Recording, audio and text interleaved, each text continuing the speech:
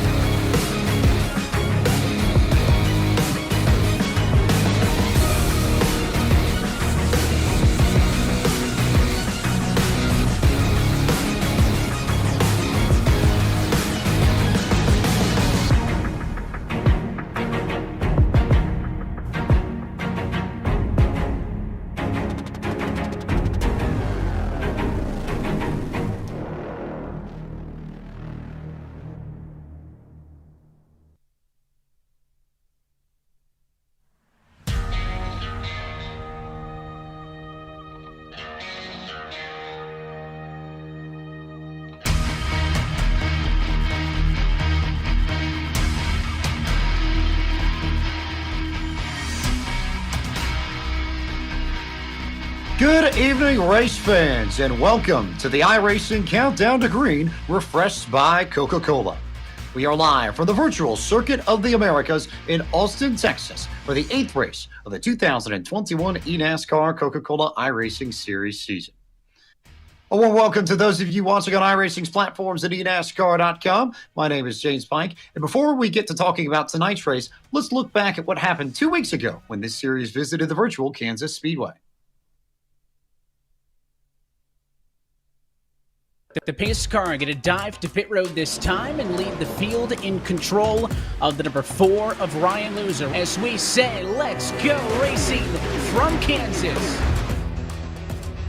Looks like Clampett's going to be the first driver in on a short-stop strategy. Caution in a spinner. It's the 77 car of Bob Bryant. And we have our first yellow of the afternoon. 82 laps down, 52 laps to go. Chris Shearburn for the first restart of the night.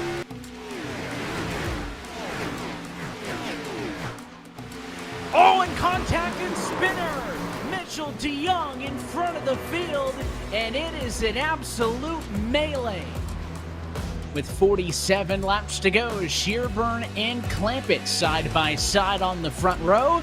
36 car restarts us. Can the 44 get it? Can sees daylight. Slide job at a 4. Shuts the door. What a move. And now it's a role reversal, right? The 36 on the bottom, the 44 up top, and Kill slide up, shut the door, blocks him all the way to the grass, and now Shearburn back in control by 6 car lengths.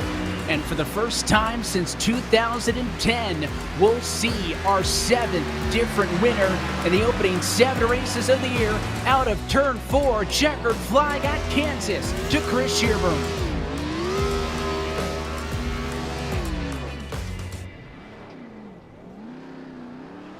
So it was Chris Shearburn picking up the victory for Letarte Esports in Kansas 2 weeks ago. And at this time, we'll welcome in our panel of former eNASCAR Coca-Cola iRacing Series drivers, Michael Gaviria, Brandon Cattell, and Chris Overland. And Michael, we'll start with you. When you think back to that race at Kansas, what stands out to you the most? Well, the biggest thing for me is just the fact that we're halfway in the regular season so far. We're 7 down, 7 more to go here before we get to the playoffs, and it's going to be able to crown a champion over $100,000.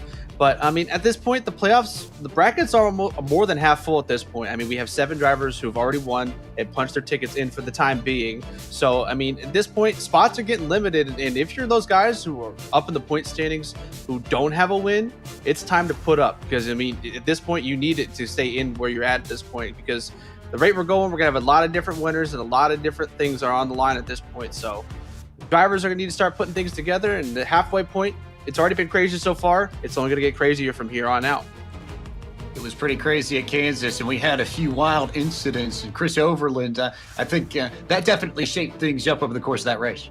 Absolutely. I mean, we saw Mitchell DeYoung and Bobby Zielinski run up front early in the race, and unfortunately they got taken out because of either over-aggressive driving or wrong place, wrong time. But when it comes down to it, you got to keep your nose clean. I mean, like Michael said, the clock is ticking. And you can't win a race if you're not there at the end. We saw a bunch of drivers who had no business finishing in the top 15 last week, getting good runs because they were so far behind the wreck. Tonight at Circuit of the Americas, it's going to be no different. Very narrow track, and a lot of people getting really, really nervous here with the playoffs looming. I feel like the general theme coming into tonight's race, Brandon, might be just nerves, and also the parity in the field. We've had so many different winners already. Well, I want to say one thing. We're not in Kansas anymore. Thankfully, as we go into this race tonight, I'm looking at one of the biggest things is it's the race to 2 wins. Who's gonna get it done? I look at the winners this year already, and I think, man, who's gonna just perform next? Who's gonna be the one to outshine the others? And we're still waiting, as we've had a different winner after different winner each week. That being said, we're closing in on a record that was set back in 2010 in the inaugural season of the eNASCAR Coca-Cola iRacing Series, and that was the most different winners to start out a season, and that was starting out with Dale Jr. back in 2010. So we're closing in on records. We're closing in on possibly a second time for someone to have a second win this year. So it's crazy right now, guys. I can't believe everything that's happened in this series. It's super competitive. Best season and ever. It's literally the best season ever. A wild first 7 races to start off this season, no doubt. Now, over the last few weeks, we've been asking our fans of eNASCAR to send in pictures of your rigs and your setups on Twitter so we can see how you race on iRacing. And if you tweet a picture of your rig and mention iRacing and NASCAR while using the hashtag eNASCAR, your setup might be the next one featured on our next iRacing Countdown to Green show. Now, of course, remember, you have to mention iRacing and NASCAR at iRacing and at NASCAR, and then use the hashtag eNASCAR in order for your rig to be considered. But send them in. We want to see how you race in the sim. Twitter's hard, man. Twitter is very tricky. We really do want to see those rigs, guys. So please send them. Yes. Agreed on that. So tonight is a big night in terms of the calendar. When we wrap up our race this evening at Circuit of the Americas, we'll be halfway through the regular season. And as we look at the second half of the regular season, heading into the playoffs, we've got 3 road courses that are going to pop up. First one tonight here at Circuit of the Americas, but 2 more in Road America and Watkins Glen before we get to the playoffs that start at Darlington. So, drivers, when you look at this back half of the regular season, which race do you think will be most influential in deciding who makes the playoffs? I think we're actually halfway tonight, not counting the All-Star race, but of the remaining schedule, the race that is the most important to me, not so much for every single driver, but I'll say specifically for Garrett Maines, is going to be New Hampshire. Garrett Maines had a great run at Richmond, and New Hampshire drives a very similar way, but he just could not get around Vicente Salas. And if Garrett Maines wants to be in these playoffs, I don't know if he's going to do it on points. He's going to have to get a win, and I think every race is very important, but specifically if I'm Garrett Maines in that number 2 machine, I'm looking at that race, and I've got it circled on my calendar. I cannot wait for July 13th to get that victory at New Hampshire. That's the most important one to me, I think, for him specifically. And the rest of the field, just try to get it done somewhere else. Well, they are going to have to try and get it done somewhere else there, Chris. And I'm looking after the All-Star race for the race of importance for me, and that's going to be Watkins Glen. We talk about tonight, Circuit of the Americas, where the road ringers are to come out. Well, this is going to be the last chance for those road ringers to get a chance at a win and secure maybe some even extra points going towards the playoffs as they do carry over to the playoffs. So that'll help them in that regards. And it's also for the oval guys, most of the guys who don't have that same prowess on the road side of things as they do on the oval. They just have to basically survive in advance. You just can't have a bad race. I don't remember the last time we had a road course this close to when the playoffs started. So this is the point of the year where you need to be consistent and you need to survive in advance past Watkins Glen.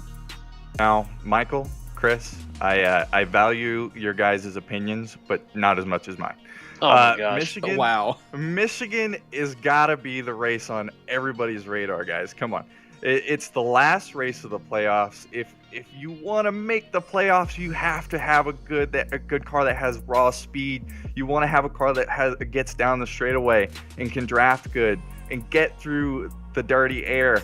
So I don't know how you're not circling Michigan on your radar right now, guys. It's the race. It's the last race before the playoffs. Every time I think about Michigan, I get really upset, Cattell. Yeah. You guys both came close to winning there, so I think we almost all won a race at Michigan. Well, Brandon's got a really good point. Remember how that race was last year. It was tight. It was close. There was lots of door-to-door racing. We had a big wreck at the end before Casey Kerwin picked up the victory. If that happens again this year, we may see some drivers fall outside the playoff cutoff right at the very end. Could be a lot of fun to watch that race at Michigan.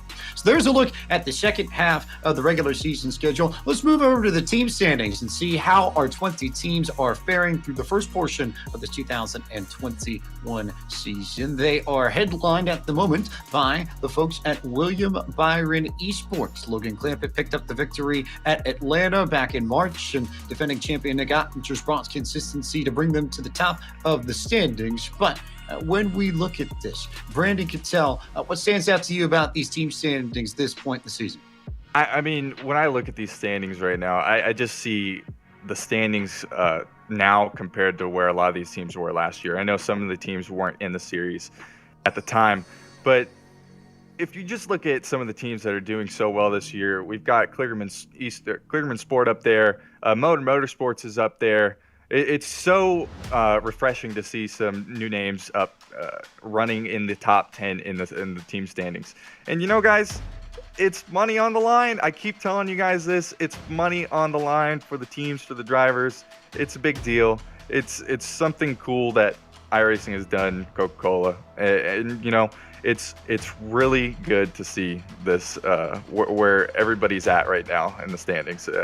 I really want to just give a shout out to William Byron Esports and how they're leading the charge right now. And Nick Ottinger doesn't even have a win. So his consistency is really kind of helping that lead the way. Yeah, well, I mean, on the flip side of that, Brandon, XSET was leading the points in the team standings the last time that we looked at this, and now they're 74 points back. Since we last looked at the team standings, Casey Kerwin doesn't have a finish inside the top 30. Yeah, Casey, come on. Come on, Chris, man. Chris, he went from Mr. Consistency to no consistency at all. And Yeah, that's really tough. I mean, And he's not the only one either. Ryan Luza finishing 36th, I believe, last time we were out here. So these guys have gone from the top, the cream of the crop, and they're falling like a rock. And that rhymed, but I'm not a rapper. Hey, that is a good little rhyme there, Chris. I give you props for that. But on my end of the spectrum, I'm looking at two different teams where one driver is basically carrying the teams from a different perspective. I mean, look at Latar Esports. This is a little bit more of a different case, but I mean, Chris Shearburn, who won last time at Kansas, he's been performing top 15s each and every week. Zelensky just hasn't had the start to the season that he's liked. I mean, he's only got one top 10 to his name through the first 7 races. That's not like him. He's going to look to turn that around tonight. And I'm also looking at Jim Beaver Esports. Same thing applies. I mean, Michael Guest has been a little bit more inconsistent, but I mean, he's been top 10s every other race so far this season. He's been carrying the torch for Jim Beaver Esports, and Kane Cook needs to help step it up so that way these guys have a chance into it. But still top 8 in the standings. That's better than where they were last year when I was on the team. So, I mean, they're doing something right with those guys. Jim Beaver in 8th and Latart Esports in 3rd. And speaking of Latart Esports, we happen to be joined by team owner at Latart Esports, analyst for NASCAR on NBC, Steve Latart himself joins us. And Steve, first things first, to be able to see Chris Shearburn get the victory at Kansas last time out as a team owner, how cool was that for you to watch that all unfold, especially after the way he dominated the second half of that race? I was so happy for Chris. He's been a great member of Latard Esports really since the inception. He's had some close runs, some good runs that never worked out. I know he sneaked out the victory at the end of the season last year at Miami, but he really kind of wanted to have that dominating victory. The Miami one was pit strategy, but the Kansas race was really a dominant car late, and he did such a nice job. One for the originals, the old guys from the sim racing world. He's been doing it a long time, and it was great to see him go to victory lane. Since that race at Homestead, Latart Esports has really picked up steam coming into 2021. You pick up Bobby Zelensky in the offseason, and your drivers currently sit 3rd in the team standings. What's changed from last year between Bobby and Chris, and how are they working together differently than they did in 2020? That's one of the big shifts we made over the offseason. I spent a lot of time communicating with Chris on what he needed away from the races. We know what happens. We see the broadcasts every few weeks on Tuesday nights of what he does during the races. How does he get to those races? How do they prepare? And he had a list of folks that he worked with a lot away from the racetrack about how they prep, how they work on their setups, how they development setups. And Bobby was one of those names. And we worked hard to try to team him up with Chris. So all the work, development, and effort off the racetrack carried to the racetrack. I couldn't be more excited for the year. I know we are fortunate to get a win. I think we could have had a couple. Bobby's had a little bit of tough luck. Even in that Kansas race, he was right there with Chris, got caught up in an accident, but we still have pretty good team points, and I expect heading into the road course runs starting tonight, Bobby's going to be strong. I think everybody knows how strong Bobby is on these road courses. He's looking for his 7th consecutive road course victory in the eNASCAR Coca-Cola iRacing Series this evening. So we head to Circuit of the Americas for the first time. So as a team owner, how excited are you? How good do you feel about Bobby's chances to pick up win number 7 in a row on a road course tonight? Well, I'm pumped, first of all, just to see COTA. It's a track that I've seen a little bit of racing yet. I've never seen a NASCAR race, obviously, but we're going to see live action this weekend, and I can't wait to see the race this evening, see how everybody runs. And listen, Bobby's great at the road courses, but the most important thing that we've talked about is don't put too much pressure on himself. I know he has a great streak going, but this series is stacked with talent every year, and I think the field is only deeper this year. I really have my eye on Mitchell. His road course prowess really internationally is well known. The Porsche Cup, he's so fast, he runs so well that it's not going to be a cakewalk by any means for Bobby. And I don't want him to put too much pressure on him. Why wins are the goals. Just have a good, solid day. And I think if he can get some track position on Mitchell, he'll be able to keep it. But it's going to be a tough battle, but it's still a long ways. We got a lot of races left in the regular season, so kind of, just keep inching our way up there and keep gaining those points. I know you're excited to watch how everything unfolds tonight and watch the rest of the regular season, but how excited are you for the playoffs when you get the chance to come in and join us on these broadcasts? That should be a lot of fun, no? It's so much fun. That's really, I'm spoiled, right? I get to watch the first chunk of the season as a team owner, as a fan, and then you guys are lucky enough to invite me in to kind of join you on the broadcast. I look forward to it. I love my job on NBC covering the Cup Series, the Xfinity Series on the weekends, and then to get to carry that forward here to the eNASCAR Coca-Cola Series is so much fun. And I think it could be even more exciting this year if we could keep Chris up there in points and get him in the playoffs and maybe get Bobby to join. It'd be a whole lot more fun to cover the races with a couple Letarte eSport cars making a run for a championship. We'll be watching Bobby. We'll be watching Chris this evening, and I know you will too. Thank you so much for the time, Steve, and we look forward to seeing you later on this season. All right, appreciate it.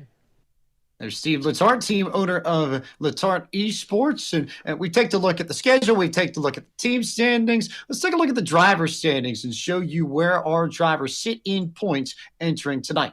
Now, you've got 7 drivers who have at least one victory entering this evening. Keegan Leahy, Logan Clampett, Chris Sherburne, Michael Conti, Ryan Luza, Bob Bryant, and Vicente Salas. They have a leg up on everybody else in the march towards the playoffs. Now, if the standings stopped tonight, and if we enter the playoffs as it sits, we'd have To start the season out well at all. I remember, I think at Atlanta or so, he was running dead last with one of the other motorsports cars, and they had missed the setup there.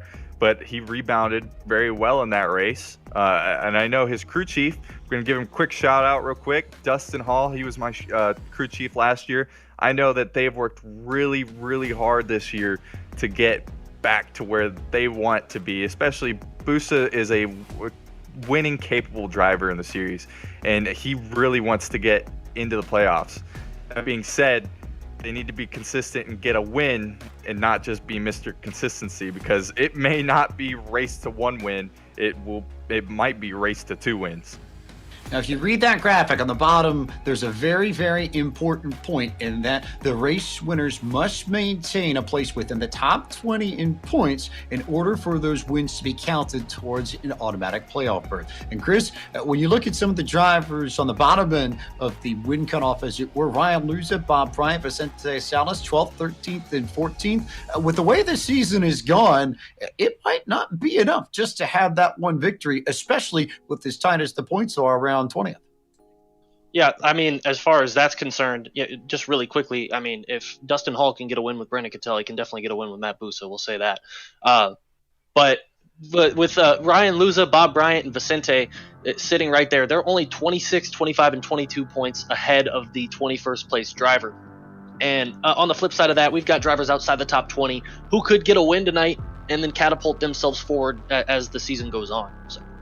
Now let's play hypotheticals for a moment. We'll take a look at that. And you look at some of the drivers who have had road course success over the years. Your Bobby Zelenskis, the Mitchell DeYoungs and company, Michael Grilli. If one of those wins tonight, then Gann slides out of the playoff picture and Guest and Busa hang on, but only by a little bit. I think it underscores the importance of winning in the regular season.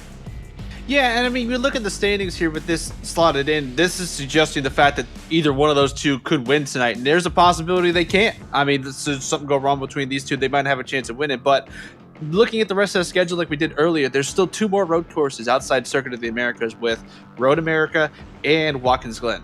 So, I mean, not only would one of these guys theoretically, if should win tonight, there's a chance the other driver who doesn't win tonight amongst those two has a chance at one of those 2 tracks later in the year. So this playing hypothetical, not only would Isaac Gann be kicked out with one of these guys wins playing into a factor, but also Busa might get moved out should Zelensky or DeYoung win later in the year. And also the fact that Mitchell, his 19th in the standings, Chris talked about it, that 20 cutoff with a win, he's only 19th. So should he have a few misfortunes the rest of the way, he might not be inside the cut from there either.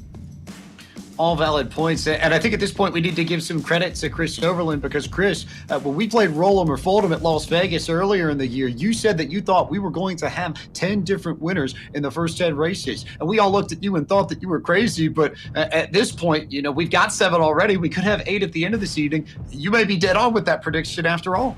Hey, let's clarify what it was I said. I do think that we're going to have 10 race winners to start the season. But what I said was by the end of the playoffs, we're going to have more than 10 winners. And so you're going to have to not only win a race, but you're going to have to point your way in at the same time. So these guys, 14th, 13th, 12th around there in the points, you never know. Isaac Gann, Michael Guest, Matt Busa even could get one of these wins. Nick Ottinger hasn't won a race this year. It's going to get tight. It's going to get tight down here. And it's already tight as it is. I mean, when you think about it, we talk about it being already small margins even to get in the top 10. There's a lot of guys, like you said, that still haven't got a win. We mentioned it earlier with what Cattell said, the fact that Nick Ottinger hasn't got a win. You're 2020 champion of all things. So just a shame I didn't put any money on that. I've never been this right. There's just a lot on the line, and there's still guys who have winning capability who haven't put it in victory lane just yet.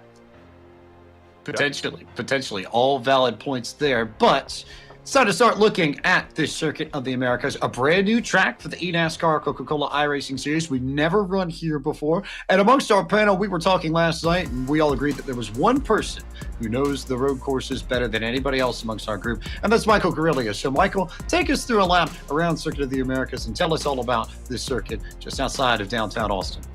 Well, guys, this is the first time we're going to be seeing Circuit of the Americas tonight, and on your graphic, you'll see the different technical corners on this track. I mean, in length, it's 3.427 miles long, so this is going to be a long lap time, and there's 20 different turns on the circuit. I mean, you look at the map as the way it is as well.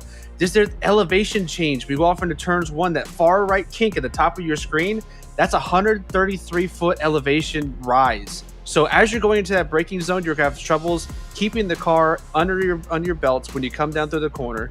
Not only do you have that, you followed up with an S section, another tight hairpin, a very long straightaway, almost 3/4 of a mile long, and then you get into 2 swooping sections, the stadium section and a long right-hander coming into the complete the lap as well. So back in 2012, this was a F1 purpose-built circuit, the first of its kind in the U.S., and it shows with how technical this circuit is. And when Herman Tilke designed this circuit, he sort of mixed and matched some of his favorite pieces from Formula One circuits already built around the world to build COTA. The S's are much like the Magus Beckett's complex at Silverstone. The stadium section on the back end of the racetrack is modeled after the similar section at Hockenheim. The turn 16-17 complex around the 360 tower, much like turn 8 at Istanbul Park. And you can almost break this track up into sections just like that, Michael Guerrilla, but you need to nail each and every one of them in order to have fast lap times and ultimately a good race here. Yeah, and I mean, when it comes down to it, it's really a test of the machine and the setup work these guys are going to be doing. There's a lot of high-speed corners and coming down to heavy braking zones like we saw in the back straightaway coming to another hairpin. And not only that, you have to maintain speed through the S's, and there's going to be different technical sections that wear on the car and the tires as well. So being able to manage those tire temps throughout the lap is going to be important considering the fact that you have such little time to actually take a breath except for the back straightaway. I mean, it's so technical. You're always going to be turning or doing something when it comes down to it.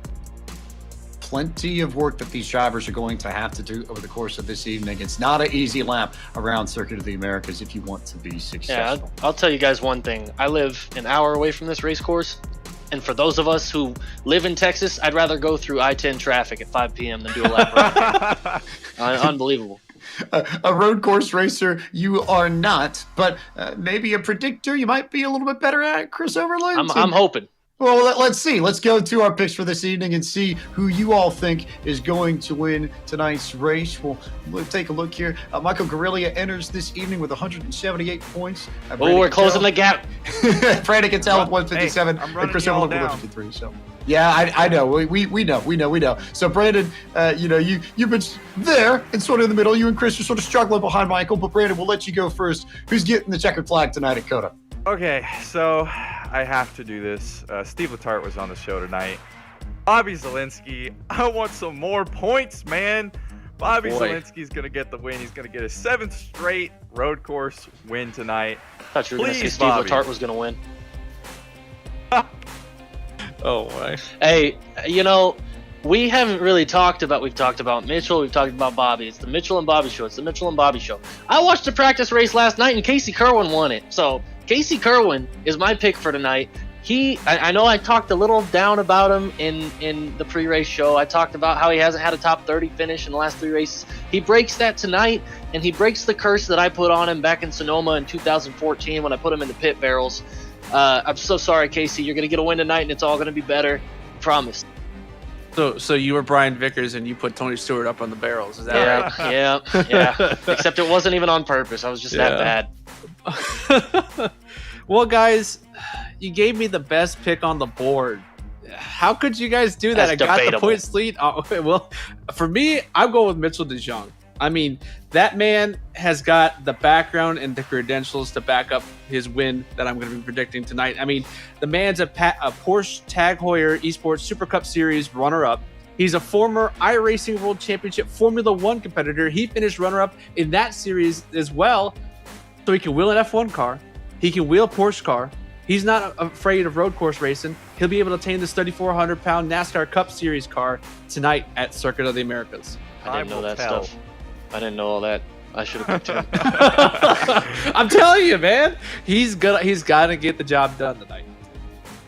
So Michael might have done a little bit more research, perhaps, but I think the one truth, regardless of who you pick, is that this may be the toughest field that Bobby Zelensky has had to fight in order to try no to get a doubt. race victory. Absolutely. He's got to be the Vegas favorite coming into tonight, but you've got so many strong drivers and some new drivers too, like a Mitchell DeJong, like a Vicente Solange, who have come in, who have shown prowess on road courses and are going to give us a good old-fashioned Texas shootout at Circuit of the Americas. That'll do it for tonight's iRacing Countdown to Green, refreshed by Coca-Cola. Stick around. We're going to take a quick break, but on the other side, we'll have Evan Pasoko, Tim Terry, and all of the stars in the eNASCAR Coca-Cola iRacing Series as they tackle Circuit of the Americas for the very first time.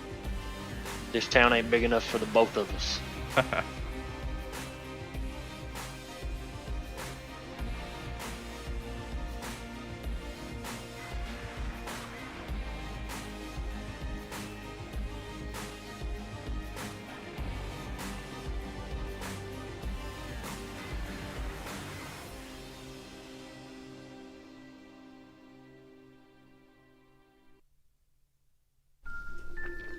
This Coca-Cola Zero Sugar tastes mighty delicious.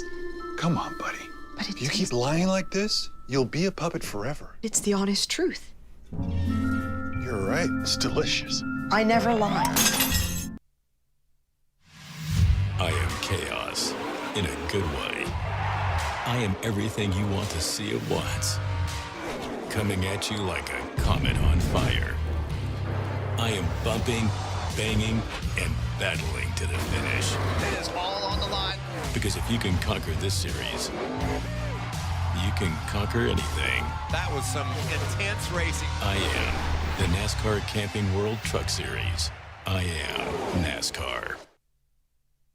It doesn't matter where you're from, who you grew up rooting for, what you grew up watching, your home track, your favorite car, the series you've always wanted to race in.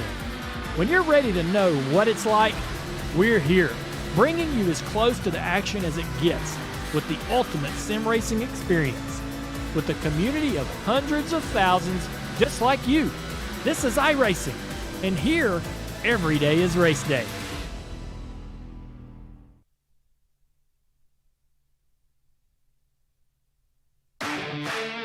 This is our series, where the stakes are always higher, where virtual meets reality. This is the eNASCAR Coca-Cola iRacing Series. Yeah, look at my shine with the glow. This is my time with it though. This is my time to be way at the top. Me and my guys gon' pay out the block. I don't look like Paul. Time's right, and I know they see us walking in the limelight. Promise you won't wanna watch like a sci-fi. My guys are high risers, high tide. Might drown if you come to my side. I pledge allegiance for lifetime. My squad connected like Wi-Fi. We grind and you see the highlights. This my life. It ain't a game now. Me and you, we ain't the same now. Lions coming out to play now. Opposition out the way now. Out of the way. You wasn't invited. So you come to play. I dare you to try it. You don't wanna try me. Don't step up to my team. Yeah, out of the way. Yeah, yeah. Out of the way. Yeah, yeah. Out of the way.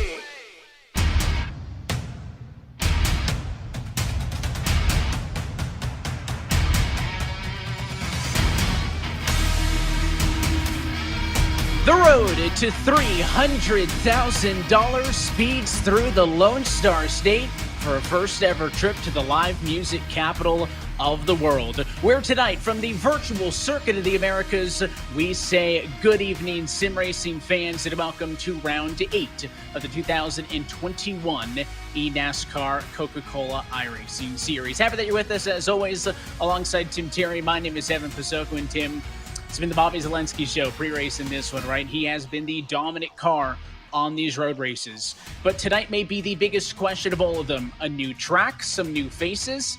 Could we have a new road course winner?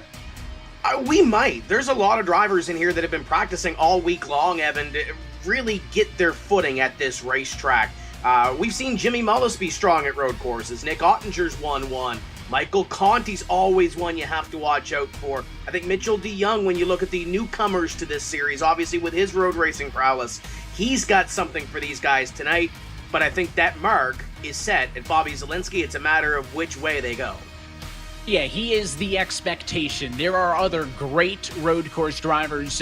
Once upon a time, Tim, we were talking about this pre-race. For the longest time, this series didn't have any road course races. Then we got to 1 a year. Then we got to 2 a year. Now it's 2021, right? You need to be a well-rounded driver to compete at the top level in this, and that includes being good at road courses. And of course, with the unique situation coming into this evening, with having 7 different race winners in the opening 7 weeks, those playoff spots on points are awfully scarce. And you like to say the boat's getting full. If we see a road course ringer or just a new driver get the win here this evening, it could get that much tighter. So not only tonight's road race, but I think the couple in the weeks to come, as you heard on that Countdown to Green show mentioned, going to be crucial. That you need to be good on the ovals. I think you got to be good on the road these days too to be an eNASCAR champion. And you know what? I think you hit the nail on the head being well-rounded as a driver. You have to be good at road courses. You have to be good at the short tracks. You have to be good at the mile-and-a-half racetracks. Super speedways are a part of this deal. So not only do you have to be a part of all those different disciplines on oval, you also have to be really good on the road course. So these guys are going to shine tonight. Those guys that are good on road courses, we're going to see them go to the front. Qualifying is going to be key. Just a matter of who comes out on top and who ends up getting that track position to come to victory lane. Let's take a sneak peek at the practice session. About 5 minutes left until we actually go qualifying here in virtual Austin, Texas. And there is the man of the hour, Bobby Zelensky, the favorite coming into this one. But as I mentioned, Tim, it may be the biggest question mark we've seen in sometimes. Bobby Zelensky has led every single lap in an eNASCAR Coca-Cola iRacing Series road course race since 2018. And in 2018, he led 52 of the 55 laps at Sonoma, but he led every lap at Sonoma and the Roval. In 2019, every lap at the Daytona Road Course and last year at the Charlotte Roval as well. He is a dominant driver, but you don't lead 55 of the 55 laps by not qualified well, Tim. And that's why the Q session, to your point, going to be so important. And that big question is the man right there, Mitchell DeYoung, the newcomer who has other iRacing World Championship experience in the Porsche Esports Super Cup. He's already been on pole, Tim, a handful of times this year. This is his element. Look out, you go into the space station cars, spin it off and into turn number 1. But if there is the big question, it is going to be, what can Mitchell do in a big, powerful stock car tonight? And we just saw on that shot, he's no longer in the purple room. He's on vacation, so it's a different setting for him, but he's used to it, being at home where he is. In the 83 of Bobby Zelensky, Evan, would it surprise you if I said that he was the fastest driver in this practice session? I would take things that don't surprise me for 200 on that one. And Mitchell DeYoung is up there inside of the top 3. Bolin, fast, and drivers can hop on and go race. And there was about a dozen of the eNASCAR Coca-Cola iRacing Series drivers in those races that I saw. There was more drivers, I think, spectating, trying to see what those drivers had, trying to get a little peek under the curtain as to what their competition had. As you ride on board with Bobby Zelensky, they continue to work around this racetrack. I think he might be holding a couple of tenths, but we'll see. The long straightaway, we talk about this racetrack. How about 181 miles an hour for Bobby Zelensky? The run down from turn number 11 to 12 on the backstretch there. That's pretty much equal with some of the top speed you see on a lot of the intermediate tracks of the lower horsepower package this year. I mean, they get moving around this circuit of the Americas. And it is a massive track as well. Just listen to how Bobby has to control this, Tim. This goes to the point I was making about Mitchell, right? Mitchell's used to driving road races, but road racing in a stock car is not road racing in a Porsche, right? And when Mitchell competes in that Porsche Esports Super Cup, those cars are made for tracks like this. You really have to be very sensitive. And look at Bobby Zelensky, by the way, Tim pulling over before he gets to the start-finish line to count a lap time. So nobody knows how good he was doing on that lap. I love the gamesmanship, but it is really a totally unique challenge. And we'll be able to take the onboard looks with these drivers in their sim rigs all evening long. There's a look at all of our drivers ready to go. A quick glance tells me, Tim, that there's not a lot of people that took the stock car rim off for the Formula rim. We see, the likes of Zelensky and others do that pretty common. I thought there would have been a little bit more, but I guess we're sticking to it as authentic as we can be and sticking with those stock car wheels for this race. I think Brian Schoenberg is the most relaxed of any driver there. He can see him up there. I don't even think he's on the racetrack. Talking to his crew right now and kind of kicking back. There's a few drivers that are really up on the wheel. It looks like Keegan is getting ready for qualifying. Isaac Gann, we talked about him being in the college dorm the last time we raced a couple of weeks ago. Different location for him compared to what he started the season with. So there's some different rooms, some different backgrounds, backdrops, and as you mentioned, some different rims as well. Logan Clampett seems happy. Yeah, Nick Ottinger might be one of the most low-key of them all. He's one down from the top and one over from the left next to Logan Clampett and others. Once upon a time, Tim, before it was the Bobby Zelensky show, we used to not know who was going to win these road courses races, right? Back in 2014, the first ever road course race in the history of this eNASCAR Coca-Cola iRacing series saw Michael Conti dominate, leading 47 to 50 laps to get the win at Watkins Glen. There's only 5 drivers still in the series now that competed in that very first race: Conti, Ottinger, Alfala, Busa, and Davies. But the year after that, Nick Ottinger took the win at Watkins Glen. The year after that, in 2016, PJ Sturgis did, and he only led 17 of the 50 laps. So we used to come into these races wondering, and then Bobby Zelensky really started to pour it in. And here's a good comparison. Casey Kerwin, left of your screen, Mitchell DeYoung, right of your screen. Not a bad vacation spot for the driver who, as you mentioned, Tim's normally in the purple room. He does have the Formula, the open-wheeled style wheel in his sim rig. Those are pretty much interchangeable. You can see the other wheel options he has actually mounted on his wall. Pop that in and out. That's not something that the drivers of the NASCAR Cup Series are going to have the luxury of doing when they go to COTA this weekend. I think there's a track map, a spa there on the wall, and a couple of other tracks. So very different, Tim, stylistically to drive that Formula wheel than it is to what you're seeing out of Casey Kerwin, which is his normal sim rig setup as we transfer into qualifying. And Mitchell's got those wheels up on the wall in case he needs to move them if we're going to an oval or if we're going back to a road course. So he has that done as well. And you can start to see that focus. These drivers are starting to work their way out onto the racetrack for the what would be their qualifying laps to get going here this evening. And as always, it is a 10-minute session, a little bit longer, I actually think, to get those laps in, but it is still standard rules. 2 timed laps is what is going to be your best foot forward. Typically, we're used to seeing drivers maybe use that first lap as a bit of a warm-up. For all we know, the top lap could be the best one of that pair. And it takes a long time for these drivers to get in, so we're not going to see some times on the board for a little bit, but want to welcome in the third member of our broadcast team, Justin Prince. JP, you're going to be down on pit road with us, and you've been talking with some of the drivers. I mean, what are some things that we're looking forward to seeing here tonight at COTA? Well, many of the drivers emphasize that this is a fun but challenging racetrack where it's tough to hit your marks, but it's also one that provides plenty of action and opportunity. In the words of Michael Conti, he put this on social media before tonight's race, he considered by far COTA has given him the challenge more than any other track this series has given him in his competitive career so far. So this is going to be a circuit that will be absolutely challenging for competitors tonight. It's also been one, as talked about, where experience is going to be very vital. And for some, they've called it an absolute animal to try and drive the stock car around COTA. This is going to be an interesting race in that regard, Evan, to see which drivers come out on top in that regard. I don't know that we're used to comparing the likes of Sonoma to Watkins Glen and the Roval. Tim, I don't really think that Coda stacks up against anything that we've seen in series history. So I wonder if that's going to give everybody but Bobby Zelensky an advantage, right? He can't reach into his back pocket with the thousands of laps of experience. Everybody's starting from fresh, and I'm sure they all appreciated the extra week off that we had, Tim, because it gave them that much more practice time. Absolutely. And if you want to learn more about this series, schedule, standings, stats, driver information, what have you, you can head to iRacing.com/eNASCAR and get engaged with this series even more. But yeah, to your point, Evan, I think you're going to see these drivers attack this thing a little bit different. I chatted with Mitchell DeYoung a little bit earlier on, and I told him, I said, just give me, if there's one piece of advice you can give to a driver that's coming to this racetrack, what will it be? And he actually gave me two that kind of stuck out. He said you have to attack the braking zones. You cannot be conservative going into the braking areas. There's a lot of high-speed areas of this racetrack as well, but you have to be aggressive going in there. That's where you're going to make your moves. And also, don't light the tires up coming off those corners as well, because you're going to need those tires later on tonight.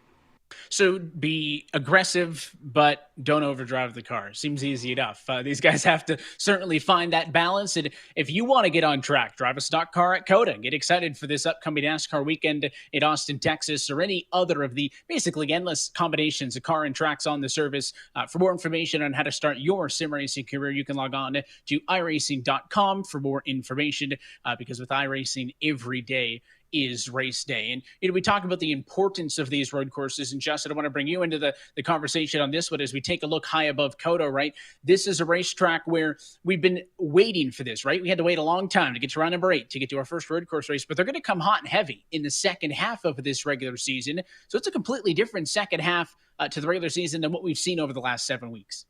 Absolutely. And Vicente Salas in particular had emphasized towards my direction the importance of trying to score points, because we've seen how many victors have come throughout this season so far. It's been that type of a campaign where winners have been plentiful. So there's a lot of pressure for him. But keep in mind, there's been a lot of work put in by some of these competitors, upwards of 30 hours for this racetrack for some of our competitors to make sure they're ready to go for tonight. I don't know if I've done 30 hours total time in a stock car and a road course on the service, but that's why these guys are the pros and arguably we're the Joes, Tim. But, these guys are in the qualifying session now, so I'm keeping a half eye on my times. We know qualifying is going to be big because in most races, drivers go into it with a strategy, and then it kind of gets muffled up a little bit when you get cautions and the strategy changes. Tonight, we're not going to have that, right? There will be no full course cautions for tonight's race, so we're going all the way 34 laps. So it doesn't mean you're not going to get into trouble. Could have a big pileup up the hill into turn 1. That's going to be an awfully tempted one, right, where drivers got to go way over to the right-hand side, and that bottom is open, begging for somebody to dive bomb. Curious if somebody does. But for the most part in this race, you can set a plan forth at the start of the night and execute that. And I'm curious if we'll have varying strategies in tonight's race that could see some drivers who don't get that track position off of the bat try to make some changes to buy themselves some clean air. And you know what? It's funny. We keep talking about these restarts, at least on the ovals. Everybody's packed up tight together. You get what you can get. Here, you only have one opportunity to get what you can get when the field is all jammed up together. So that could be the opportunity here this evening, Evan. If these guys want to pick up positions on the start, maybe they didn't hit their qualifying lap right. That's going to be the opportunity going up into one, and at least the first lap or so to really get your footing. You don't want to start off with a mistake because it's going to be a long night if you do. And it may be a long night anyways, Justin. One thing that we sometimes forget, and it depends on the setup, right? How aggressive your force feedback's going to be. But this is a physical race for these drivers. Most of the time you get through 1 and 2, you take a deep breath. Really, the back straightaway is the only time, maybe the front stretch to some degree, where these drivers can take a break, right? This is going to be a grueling, demanding race where if you just lose concentration, just that mental focus for split second, you could be off the racetrack, have a slow down, a penalty, lose about a dozen spots. So discipline, and I think wearing these guys out going to be a story tonight as well, because you got to do 34 laps, 20 turns each. It's going to add up. Absolutely. And to emphasize the amount of work that can be put in with this type of racetrack tonight, Mitchell DeYoung told me before this race that a stock car to road course such as this is a different animal to drive, as talked about a little bit, where it feels like a big balancing act for the entire lap, where the window of optimal performance is very small. And so if you overdrive or underdrive the car, that is so immersively easy to do here for tonight. So it's going to be where drivers are going to have to find that balance to make sure they don't overcook their tires, Evan, but also don't underdrive the car and lose valuable positions in time. And valuable positions are being determined now. There's about 2 minutes left in the qualifying session, and we will know the running order for this Texas Grand Prix at COTA, 8th round of the 2021 eNASCAR Coca-Cola iRacing Series. And I want to bring in a special guest onto tonight's coverage, Drew Parker, singer-songwriter and noted iRacer, who's going to be giving us the command in just a few moments. But Drew, appreciate you jumping on and giving us some time. Yeah, so I guess last year when the pandemic happened, I wanted to do something, and I had heard about this iRacing thing, and I've always been a huge racing fan. And I was like, what's the easiest way for me to do this without having to go buy a car or whatever? Like, I want to race, and I want it to be like, I want it to feel real, and I want it to be involved in this kind of thing. And so I looked into iRacing, and I ended up going and buying a computer and the wheel and the pedals and the whole 9 yards. And I remember one night I was online after I had just gotten iRacing, downloaded it. I had raced a few things on my own, and I was watching Dale Jr. on Twitch one night, and he mentioned something about, as soon as all our buddies get in, I'll give the password out. Well, I realized in his Twitch stream, he was talking to this guy named Tim Duggar, who you may know. And me and Tim are good friends. We're both in the music business and here in Nashville. Well, I didn't really know Tim great at the time. We were just acquaintances. I knew him. He knew me, kind of thing. So I sent him a message on Instagram. I said, hey, what's the password for this race? And so he sent it out. And that was over a year ago, and I've been racing with those guys ever since. We race every Tuesday night. So it's a lot of fun, man. It's certainly cool, and I know we've heard a lot of those stories, players from the NFL, of course, country music artists, and I think Dale's doing a good job of getting everybody involved, so certainly love to see that, Drew, and I appreciate you giving us some time here pre-race again. That is singer-songwriter. His new single, While You're Gone, is out now. iRacer Drew Parker, back over to you for the most famous words in motorsports. Drivers, start your engines.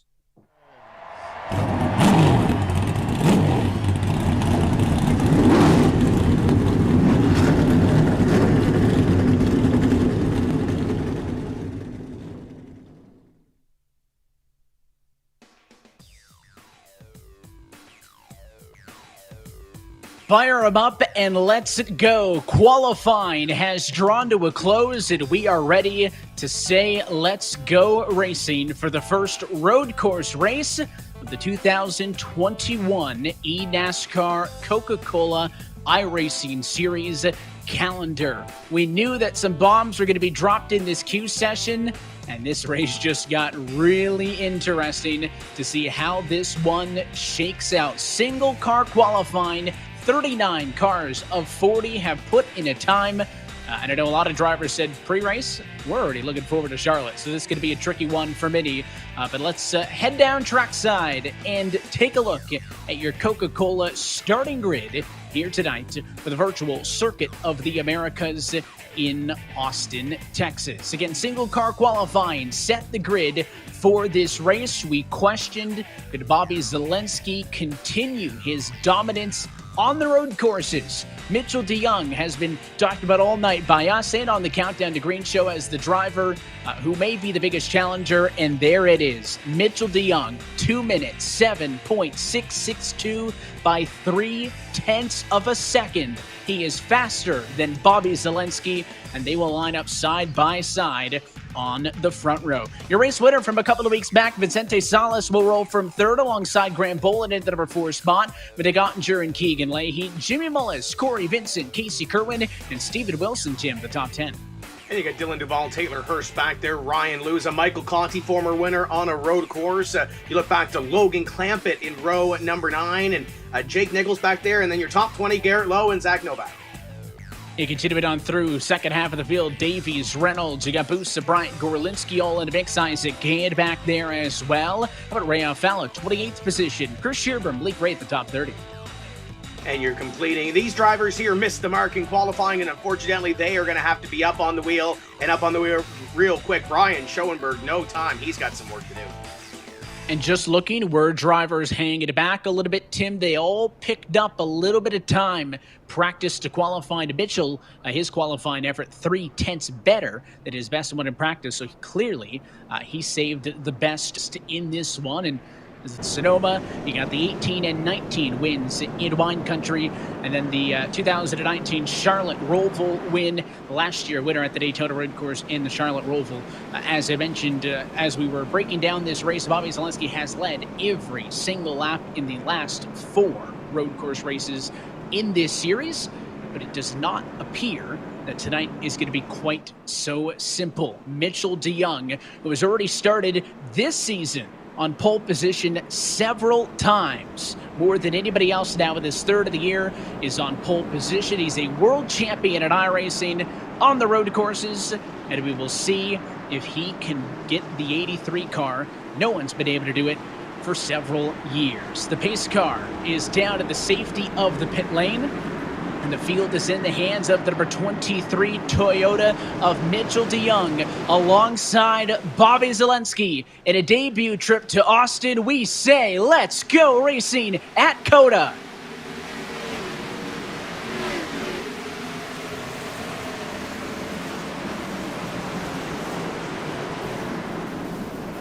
Oh, and Bobby Zalenski turned in the very first corner of the race. They will pile in turn number 1. We knew, Tim, that corner was going to be a concern, and I saw a puff of smoke from Nick Ottinger. Gets into the car, and they stack. And from Jimmy Mullis, if this was the U.S. Grand Prix, we'd be talking about DRS range. Instead, we're talking about a driver pulling away. And Mullis, the big winner in all of that, was 7th on the grid. He ends up P2 out of the turn 1 melee based on that inside positioning. So he picks up a lot of spots early, Tim. And how about a Blake Reynolds from 21st to 8th in just half a lap? A lot of big winners, but a lot of big losers. And it looks like Bobby Zalenski's 13th or so right now. So he lost a lot of ground, but not a lot of ground. But also, look who he's racing around right now. Dylan Duval in the 41 was really confident in his Stewart-Haas race car here this evening. He makes the move, and now he sees a couple of XSET guys, I believe, ahead of him. So there's some stiff competition. Yeah, it's only, 13th place or so, but he's still got a lot of quick race cars ahead of him, and Mitchell DeYoung is trying to pull away and get what he can here. And in a long race like this, we were talking track size, how COTA is so much larger than the likes of Sonoma and Watkins Glen and the Charlotte Roval, that I think Bobby Zalenski is going to have ample time to try to race the 83 if the damage doesn't hurt him too much. You see left side damage, and when he comes through one, you'll see a little bit of rear end damage as the XSET cars go side by side, and it's Casey Curlin with the undercut on Ryan Luza as they battle for positions 11 and 12 right now. I think Zalenski going to be able to comfortably fight for a top 10 if the damage isn't the difference maker. The concern for him, obviously, Tim, is 10 seconds back just based on the time lost from the spin is what I think in effect takes him out of this, the battle for the race win, unless we talked about the chance of maybe an alternative strategy, unless it is a clear advantage over the likes of others. I just don't see him being able to bounce back. There is the advantage for Mitchell DeYoung, and let's relive what happened into turn number 1. Watch Zalenski, the silver and red 83. I talked about the inside being open. Right there, the puff of smoke. Ottinger locks it up. He doesn't go that deep into the corner, Tim, but he doesn't stay on the curbs. And that's how he gets into the 83 as Zalenski. And then look at everybody else just trying to find a way through. And it looked like there was 3 or 4 cars trying to get into that hole. And look at this hole right here. Bobby's already 3 wide in the middle here, trying to get what he can and make up for lost time. There's one little hit there, I believe, from Nathan Lyon. And at that point, do you kind of see red, Evan, trying to get around these guys, knowing that you lost all this time and have to get back to the front? I think Bobby, to your point, talking about him being able to, only, quote-unquote, fall back to 13th, and now he got a spot back to P12. it could have been a lot worse. You saw Nick Ottinger, who was sideways, Tim. He wanted to pull around, but he couldn't. He was facing the wrong way, and instead, Bobby Zalenski's in the low teens, and Nick Ottinger's in 33rd position, right? So two very different ends to a wild opening corner, JP. And Bobby Zalenski, after that, feels he may have engine damage as a result of that damage. He had also said he thought he had a great shot to try and battle with Mitchell DeYoung right before that incident. A tough blow, and we now, 3 laps into this race, Tim, have officially a first road course lap leader, not named Bobby Zalenski, since the 2018 season. And certainly the odds are stacked against Mitchell DeYoung versus everybody at the moment, but there's going to be a lot of good battles. I mean, Zalenski obviously concerned with the front end damage. That's always your number one concern when you take damage on the front of the race car, but he's not letting Kerwin get away. We just saw that he was able to make a move on Ryan Luza. That is the difference maker for them now, running in 12th and 13th. And Jimmy Mullis is no slouch either, mind you, running in the number 2 spot right now, the Sunoco-sponsored Toyota for Richmond Raceway Esports. And there's a look at him on the right-hand side of your screen. A lot of counter steer coming through the corners, Tim, and it looks like he's not cheating with the paddles. He's got the H pattern down there, bottom right. It looks like he keeps dropping the right hand down. That goes back to what we talked about earlier with wheels. It applies to shifters. On the sim, you can pretty much set up your sim rig however you want and feels comfortable with the most realistic option. That is, it looks like, with the H pattern. I think it's kind of cool that his gloves that he's wearing on the real steering wheel kind of match what he has in the sim. I think that's kind of neat. He's kind of got that matched up, and I'm glad he made his bed for tonight as well. That's a great note as he runs in position number 2. And Evan, he's got a few second place finishes here at a road course. He wants to finally trade a couple of those in, maybe for first place, to see what he can do tonight. He would love to close this one out, and look at him at the end of the very kind of back half of the racetrack here.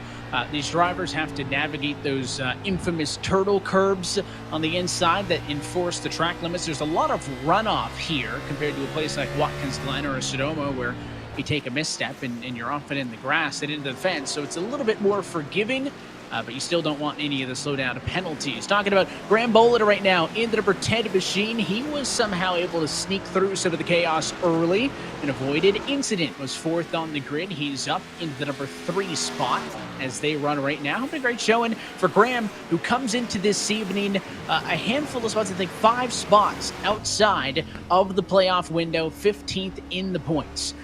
It may come to a point, Tim, where the points are weighted by wins and then points. If we have more than 10 different race winners, then there could be the chance of a guy with a race win not making the playoffs. But Graham Bolin can't think about that right now. He is 15th in the points, about 19 points out of a points-paying position for a bubble spot. A P3 tonight would be huge for that 10 team. And you can take a look at Graham Bolin there as well, getting the focus around this racetrack. Currently sits in P3, Evan, but you mentioned those points.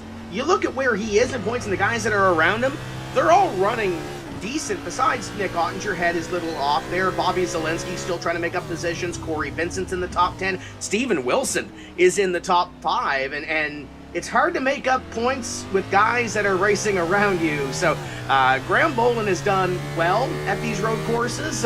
Maybe not necessarily one of those guys you have near the top of the list to win, but from what he's seen at COTA and looks like the feel that he has in that race car, I think he might have something here later on tonight. If not for a win, at least a very solid finish. Just looking at lap times, DeYoung continues to be the best. He's the only driver the last time through that was still in the 2-minute 9-second bracket, the 2:09.855, and it is very even amongst the rest of the cars in the top 5, top 10. You got Mullis with a 10:109, a 10:291 for Bolin, a 10:101 for Wilson. I mean, it is a game of tenths of a second, and when you divide that amongst 20-some-odd corners, so many different places to make up time, to lose time, these guys at the front of the field are very even. Here is Zalenski trying to continue his charge through the field onto the back bumper of Michael Conti. Conti started this race in the number 14 spot, is up 4 spots to position number 10, but Zalenski wants another one, and he is hot on the heels of the 2014 Watkins Glen winner. Yeah, look at this little battle here. The 8 of Michael Conti, the 83 of Bobby Zalenski, the 38 of Kerwin back there. There's 3 names that should be up at the front of the field. This on any other race, Evan, this would probably be the battle for the lead, but you can see traffic ahead of them as Zielinski goes to work to the inside. And he's going to squeeze him off. Conti's still going to have the preferred entry as they head off and into the S's, but Bobby Zielinski able to hold through for the first right-hander, and Michael Conti will let both Zielinski and Kerwin go. So Michael Conti will take the drop to position number 12. I think still in the green, so not all lost. This series, you go to a Richmond, you go to a Dover, he's really quick. Wouldn't necessarily call him a road course guy. He's had some flashes of brilliance on road courses, but right now, great qualifying effort and great run for that Team Dillon 33. And he's in the middle of this battle. Blake Reynolds trying to get up onto him. That's the McLaren Shadow entry just off of the back end. Reynolds up 13 positions after starting this race in position number 21. So, like I said, anytime you got chaos, you're going to have losers, you're going to have winners, and we're looking, for the most part, at a lot of the cars that benefited from that chaos on the opening lap of the race. They're trying to stay ahead of the likes of Garrett Maines, who's in the mix there just off of the back end, Bobby Zielinski and others. So this duo between Blake Reynolds and Taylor Hurst, right middle of the road right now. They run 7th and 8th position, just over 10 seconds off of the race leader, Mitchell DeYoung. And coming in 28th in the point standings, Evan, Blake needs a good run. He needs to get some points. He's had a up and down start to this 2021 season. We're used to seeing him battling for a playoff position, and this is the run that he needs. Obviously, still very early in this race, but this is what he needs for momentum to continue down the summer stretch. Yeah, tracking if he can maintain this running position for what would just be a second top 10 finish of the year. And of course, 8 starts that I played round 8 of this 2021 campaign. So looking for positives. And another guy I noticed, right hand comes off of the wheel, shifting with the H pattern. I'm surprised that more drivers may have wanted to go for the paddles, but you do have a little bit less flexibility in terms of how you shift the gears and whatnot if you're just on the paddles. So a lot of these guys like how these stock cars are, and that is the H pattern shifter, which of course is going to change drastically of the introduction of the next gen cars in the 2022 NASCAR Cup Series season. Those next gen cars, by the way, already here on the iRacing service, so available to drive if you want to get in them. iRacing.com. Now, Evan, I don't have a whole lot of this road course experience, but that light that's on top of his wheel that's flashing right now, is that related to shifting, hitting the chip? What's that? I would think it would be basically the RPM gauge on the wheel, and it differs because, there's so many different wheel manufacturers out there, but I would think that when it lights up, it means shift. But you'll notice he doesn't always shift when it gets hot because if you're about to top out to the end of the straightaway and get into the corner, no sense upshifting, just to have to downshift 2 gears immediately after. So I wonder how much attention he actually, is giving to those RPM lights. Most wheels are going to have something similar, Justin. Yes, indeed. And when it comes to Blake Reynolds, he told me his prep work for tonight's race had gone great, where he had put in laps upon laps every day for the past few days in preparation for this race. And he loves it personally, not just because it's his home track, because it's a challenge he felt he loved taking on for this race. So far, he's been very comfortable in the car and says the drive-off has been really strong with that machine. And here's another look with the 17 machine now of Steven Wilson, who started 10th and has gone all the way up to position number 4. So Wilson on a bit of a tear, some different colors, I will say, on board that number 17 Ford Mustang this week. The Auto Tempest colors on his Roush Fenway Ford. So cool to see some new partners getting into the mix here with the eNASCAR Coca-Cola iRacing Series. I love the artwork and the T-shirt, Tim, and he looks like he's just laid back and taking a Sunday drive. And you look back from Garrett Maines back to the 83 of Bobby Zielinski, and Zielinski trying to get up here and get one more position. See a little crinkle to the front end of that race car, and right now Garrett doing what he has to do. Rookie in this series, this would be his first road course race with us, and doing a great job right now, hanging out in the top 10. Consistency is going to be the key thing, and Garrett didn't get through the opening lap chaos unscathed. He's got a little bit of damage on his car. You look now on his bumper and up the road from the long straightaway run. turn 11 to 12. A bit of an uphill hump at the midway point, and then it's a little bit downward banked right here as they get onto the curbs and go down into turn 12. That's where you're going, Tim, from 180 to about 40 miles an hour. And overcooked in the corner there was the entry of Blake Reynolds. Blake Reynolds tried to get around Taylor Hurst, who got a little bit too deep off of the corner there. That Grizzly number 33 Chevy, and 66 is going to get him. He'll get him on the inside there for the left-hander. So how about Blake Reynolds up another spot? He now works his way to P7. And now we'll see if the 2 can get by the 33 and try to pick up one more position. When I chatted with Mitchell DeYoung earlier, I asked him about what's strategy going to be like with fuel and tires. And he said, we might have a 2-stopper, we might have a 1-stopper, but he said the big thing is going to be tires here tonight. You can't buzz the tires coming off the corner. He told me you have to be straight off the corner. So don't get up there and don't really abuse your tires coming off. As you see another battle there, there's Mitchell's teammate Keegan Leahy going at it as he loses one position to the 3 of Corey Vincent. The Cheddar's colors on the side of that 3 tonight. Yeah, we're used to seeing the Coke colors on that Team Dillon Esports Chevy. Tonight it is the Cheddar's colors on the number 3 machine. This paint scheme is making its iRacing debut tonight, but you could also see it driven by Tyler Reddick tomorrow in the eNASCAR Pro Invitational iRacing Series race here at the virtual Circuit of the Americas. This is the paint scheme that you'll see Tyler Reddick and Tim occasionally in the NASCAR Cup Series. And after a P2 finish in this car at Homestead, he got the nickname the Flying Croissant, which might be one of the most intimidating racing nicknames I have ever heard. So Corey Vincent doing Tyler proud tonight, running that car inside of the top 5 with that pass on Keegan. It's the highest that Corey has been all evening long. As we go back on the board with Bobby Zelensky, we're starting to see a group stack up here. Bobby's in 10th. Up the road is Garrett Means in 9th, Taylor Hurst at 8th, and then Blake Reynolds a little bit further down the road in P7, but they are starting to kind of stack up here, and Zelensky has a good opportunity to make several passes over the next few laps.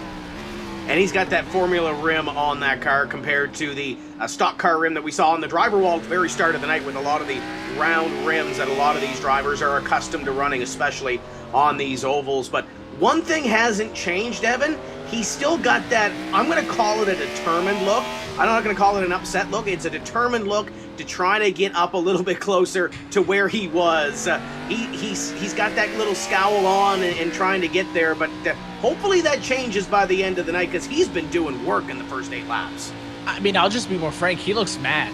And I don't want a happy Bobby Zelensky behind me, let alone a mad Bobby Zelensky. He is determined to kind of make the best out of what these circumstances have become and try to get a good finish out of this one. I said pretty comfortably that I thought he was going to be able to get a top 10 car still. He's already to P10. We're only at lap number 8 of 34, cross it over to 9. So Bobby's got a long way to go. But talking about the Formula rims, I will say, cover right, this is a guy who had a lot of speed, got damaged in the opening lap incident. And had fallen from 3rd down to where he sits now. He got a lot more damage than the likes of Bobby Zelensky and others did. And it's just tough because I don't think there's much of a situation where he can come down and get the car fixed. You're not going to have an elongated yellow period to sit down there and get that car fixed up. So Vicente, a tough night, I think, after I was expecting a lot of that 55 team. Yeah, I was too. That was one of the drivers that kind of came up in conversation when we're talking about favorites besides, maybe Bobby, Mitchell, those guys that are heavy favorites. Vicente's name came up a couple of times, but that car looks like it's been through a night at Bristol or Martinsville rather than a night here at COTA. But look at Bobby Zelensky. He's brought friends, and Garrett Maines goes aside. Hello, thank you for coming. Picks up one more spot, and the 38 going to try to pick up one more. Casey Kerwin and Michael Conti kind of hanging with the boys here too. So they've been working their way through as Garrett Maines and Casey Kerwin almost have a moment there. Yeah, big bit of a bobble there for the 38 machine, and Conti's been letting these other guys do all the hard work, and Conti's just kind of been following them through, but Casey Kerwin unable to double up on the Bobby Zelensky pass to Garrett Maines. The 2 car stays in front for the moment, and you can see him, the right-hand side of your screen. A lot of those slight wheel inputs, like he'll go almost, I don't want to say quite 90 degrees, but somewhere in the 60-degree range. There he goes 90 on what's basically a hairpin corner, Tim. But it's not just turn in, turn off like a Formula car that's going to stick to the racetrack. These stock cars take some finesse to make them go faster on a place like this, and that's what all those kind of jagged movements are on the wheel, is just basically, I don't know how to better describe it than walking the car into the corner. And you have to be aggressive getting down to those braking zones, and we've seen it a couple of times. And I mean, it's lap 10. There's going to be no cautions here tonight. You see Bobby Zielinski, who was right with you, and you know he's a really good road course racer. How aggressive do you get with Garrett Maines right now if you get a little bit into one of these braking zones? We talked about how we were expecting a lot out of Vicente in tonight's race, and a lot of these Coke Series drivers, a handful of them at least, competed last week in the eRacing Association Summer Bowl event here at COTA. You could watch that race here on iRacing's platforms, and that race and a $4,000 payday went to Vicente Salas for getting the race win in that one, Tim. Second was Jimmy Mullis. Third was Garrett Maines. So not shocked at all that those are three names that we've already talked extensively about, because they were already doing some big events here at COTA last week on this race, and I think kind of had set themselves for high expectations headed to this one. You're watching Femi Olot on your screen in the 18, Brad Davies. You talk about a Ski's bounce back, but Salah stuck at 18th position. Ottinger still down in 36th. It even looks like Ashton Crowder is out of this race in the number one machine. He parked it halfway through lap number 4 when he had a little bit of contact from earlier, and I think it was contact with Ray Alfala early in this race that took him out of the race. So there's a handful of drivers who have certainly been struggling at almost 1/3 distance through this COTA race. I mean, on the stopwatch, Tim, not going to be a marathon. It'll certainly feel like it. Longest road course race distance-wise per lap that we've seen in this series. Just a unique track. I still think it's fun just watching these stock cars ripping around COTA. For a bunch of us having seen the history of COTA and watching it being built and hosting the U.S. Grand Prix for the last couple of years, I don't think the novelty is worn off. It's a ton of fun, and this is kind of the kickoff to your NASCAR race weekend. You're right on board with Brad Davies, and you can see him kind of, he's focused. He is determined here this evening to do what he can, and a little bit of a break per se down that little straightaway, and now refocuses that sight on the 18 of Femi Olot and Nichols not too far up the road, but kind of 3 and 9, I guess, on the wheel, Evan, and kind of looks calm compared to Femi. Femi's kind of sawing on the wheel compared to what Brad's doing. Very different approaches, that kind of chop it at the wheel strategy. You can see Brad with those sharp movements, and Femi a little bit of it off the corner as he has to deal with the struggle of getting this race car to 100% power. Tim, to the point that you mentioned, talking to the faster guys, the DeYoungs and whatnot, they said that you had to attack the corner aggressively, but then you couldn't eat up your tires, couldn't burn them up and get it off of the corner. So those are all the unique challenges in this one. There's quite a bit of radio chatter between Garrett Maines and Casey Kerwin, so they are clearly not happy with each other. That's a battle that we've been watching for some time, and you can see that Casey's in front for the time being, but they're not happy with one another, Tim.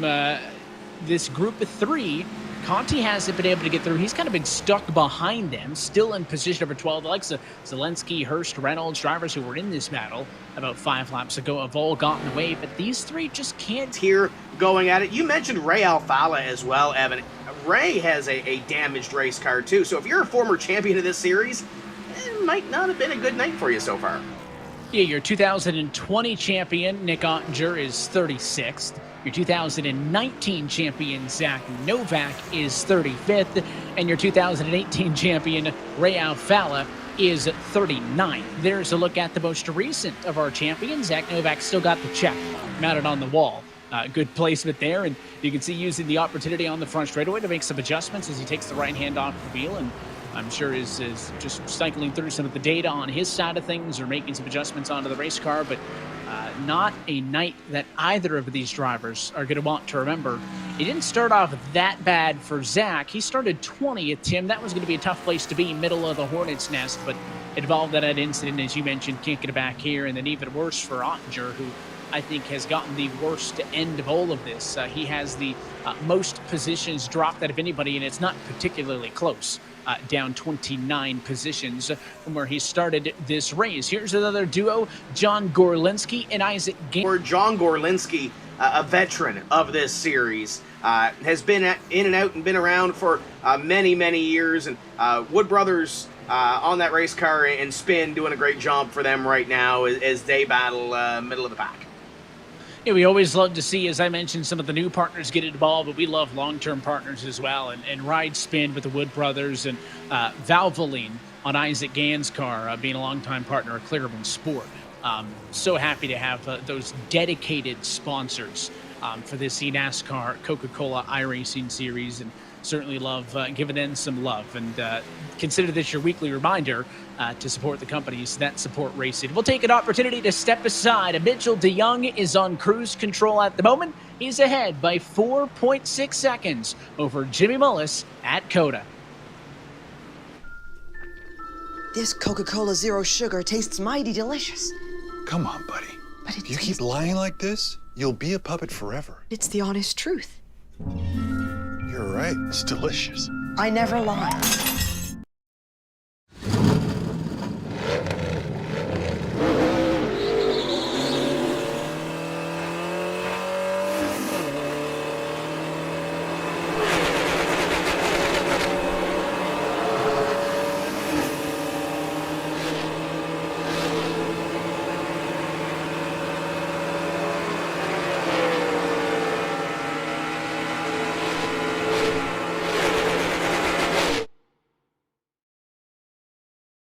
I am a driver with a dream. And part of that dream is making all the doubters believe that my name belongs here. I may be new to some, but I am not to be taken lightly. Oh, and now they're really going at it. Yeah, they are. Because if you let your guard down, I will rise above. I am the NASCAR Xfinity Series. I am NASCAR.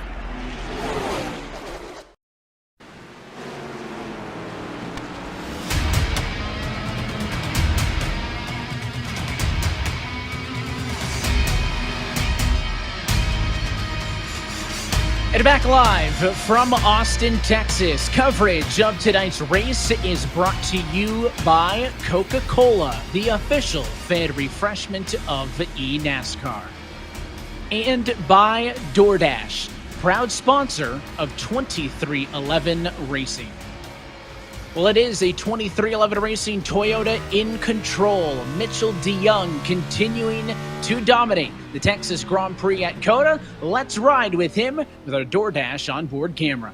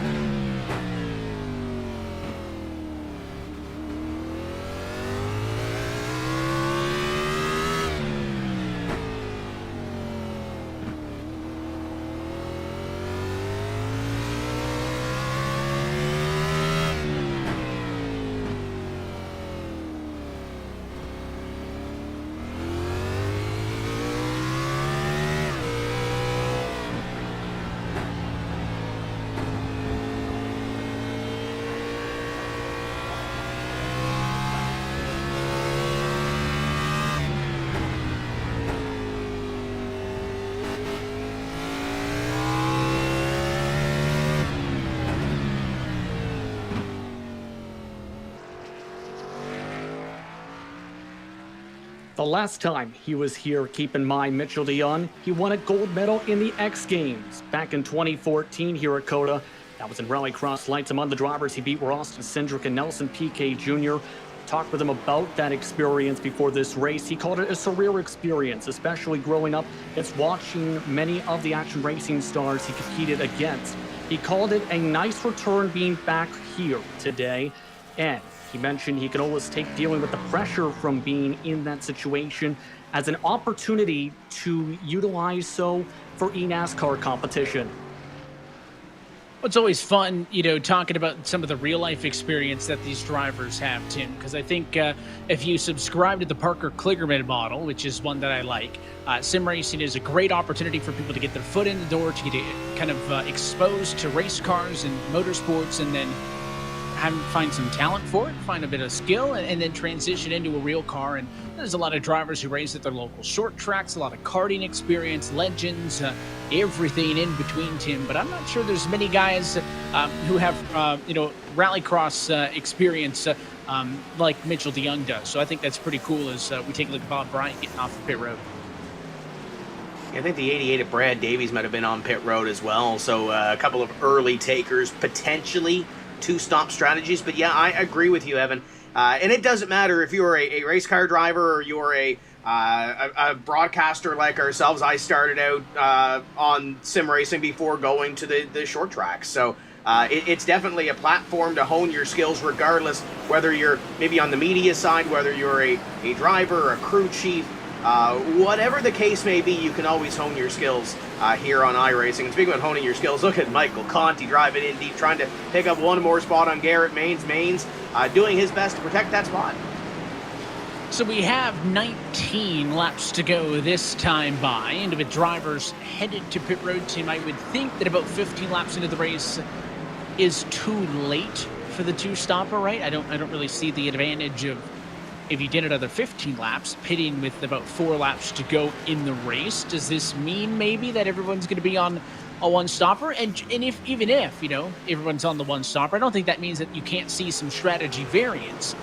You could have drivers pit 5 laps early, 5 laps late for the halfway point, and everything in between. As here's a big rush to pit road. Leahy from P6. Zelensky follows him to pit road as well. Michael Conti also going to dive to the box. Garrett Lowe is also down pit road. Ryan Luza as well. So this appears to be a popular time, as about half of your top 10 is in this time. You know what I'm seeing off that last shot there is that those cones are beyond that corner, and there was a lot of drivers trying to storm that right there. Look at that. That might have been Busa back there getting a little aggressive. That's the Clampett getting a little aggressive there too. I think that's going to bite somebody here tonight. Wouldn't shock me. We've seen a lot of drivers get caught out. Michael Guest will pass, but Blade Witt, Ryan Doucette down pit road this time through. And that is not where you want to go. Keegan Leahy, look out on the cold tires. Just absolutely throws away turn number 1, Tim. That car did not stop, and he put it all the way into the Tufco barrier on the outside of turn 1, and that'll hand a spot to Zelensky, but that's going to cost him like 10 seconds of time and possibly several positions. We saw it live. Let's watch again. You take one more look at it coming off of pit road on these cold tires and just gets the thing sideways and goes into a 4-wheel drift, and right there just kisses that barrier and going to have a little bit of damage on that one. There's some more rush off of pit road. Femi Olat right in the middle, a little bit of damage to that number 18 car. Yeah, Femi's a little bit scuffed up. As you can see, the rest of these cars head off of pit road, Tim. I think it's also interesting to note when you saw those cars down on pit road that there was basically like a Jersey barrier / K-rail style pit wall, because of course when you're racing here in the U.S. Grand Prix, the pit stops are very different here in NASCAR, right? You don't have the crew physically coming over a wall. So pit road here at COTA was not built for a NASCAR race. So COTA was basically leased out to Speedway Motorsports, as we see Boland come down pit road, Steve Wilson behind him, also in Tim, and SMI did everything they could to convert this racetrack. And there you see it right-hand side of your screen. They basically created a NASCAR-compliant pit wall for these drivers to use on pit road. That is exactly what it'll look like this weekend. And the parade continues down into pit road. There's the 33 of Taylor Hurst on your screen, going to make a stop down to pit road. Mitchell DeYoung still has yet to come in. Jimmy Mullis in second has yet to come in, I believe. So there's still those drivers that are out front that have set the pace here this evening, Evan, have yet to come down pit road. Bobby Zelensky coming in a little bit early, maybe trying to get a little bit back as you see him come down the front. Yeah, so Bobby Zelensky, having cycled through the pit strategy, is the third highest running car who has already pitted. Graham Boland is actually the lead car, as the 6 of Lyon, the 9 of Guest come down pit road in tandem. basically right at the halfway point of this race now, working lap number 17 of 34. So we are still waiting on the top 5 to pit. Mitchell DeYoung from the lead is yet to come in. Jimmy Mullis is still right there, the number 2 car on track, about 6.7 seconds off of the race leader in P2.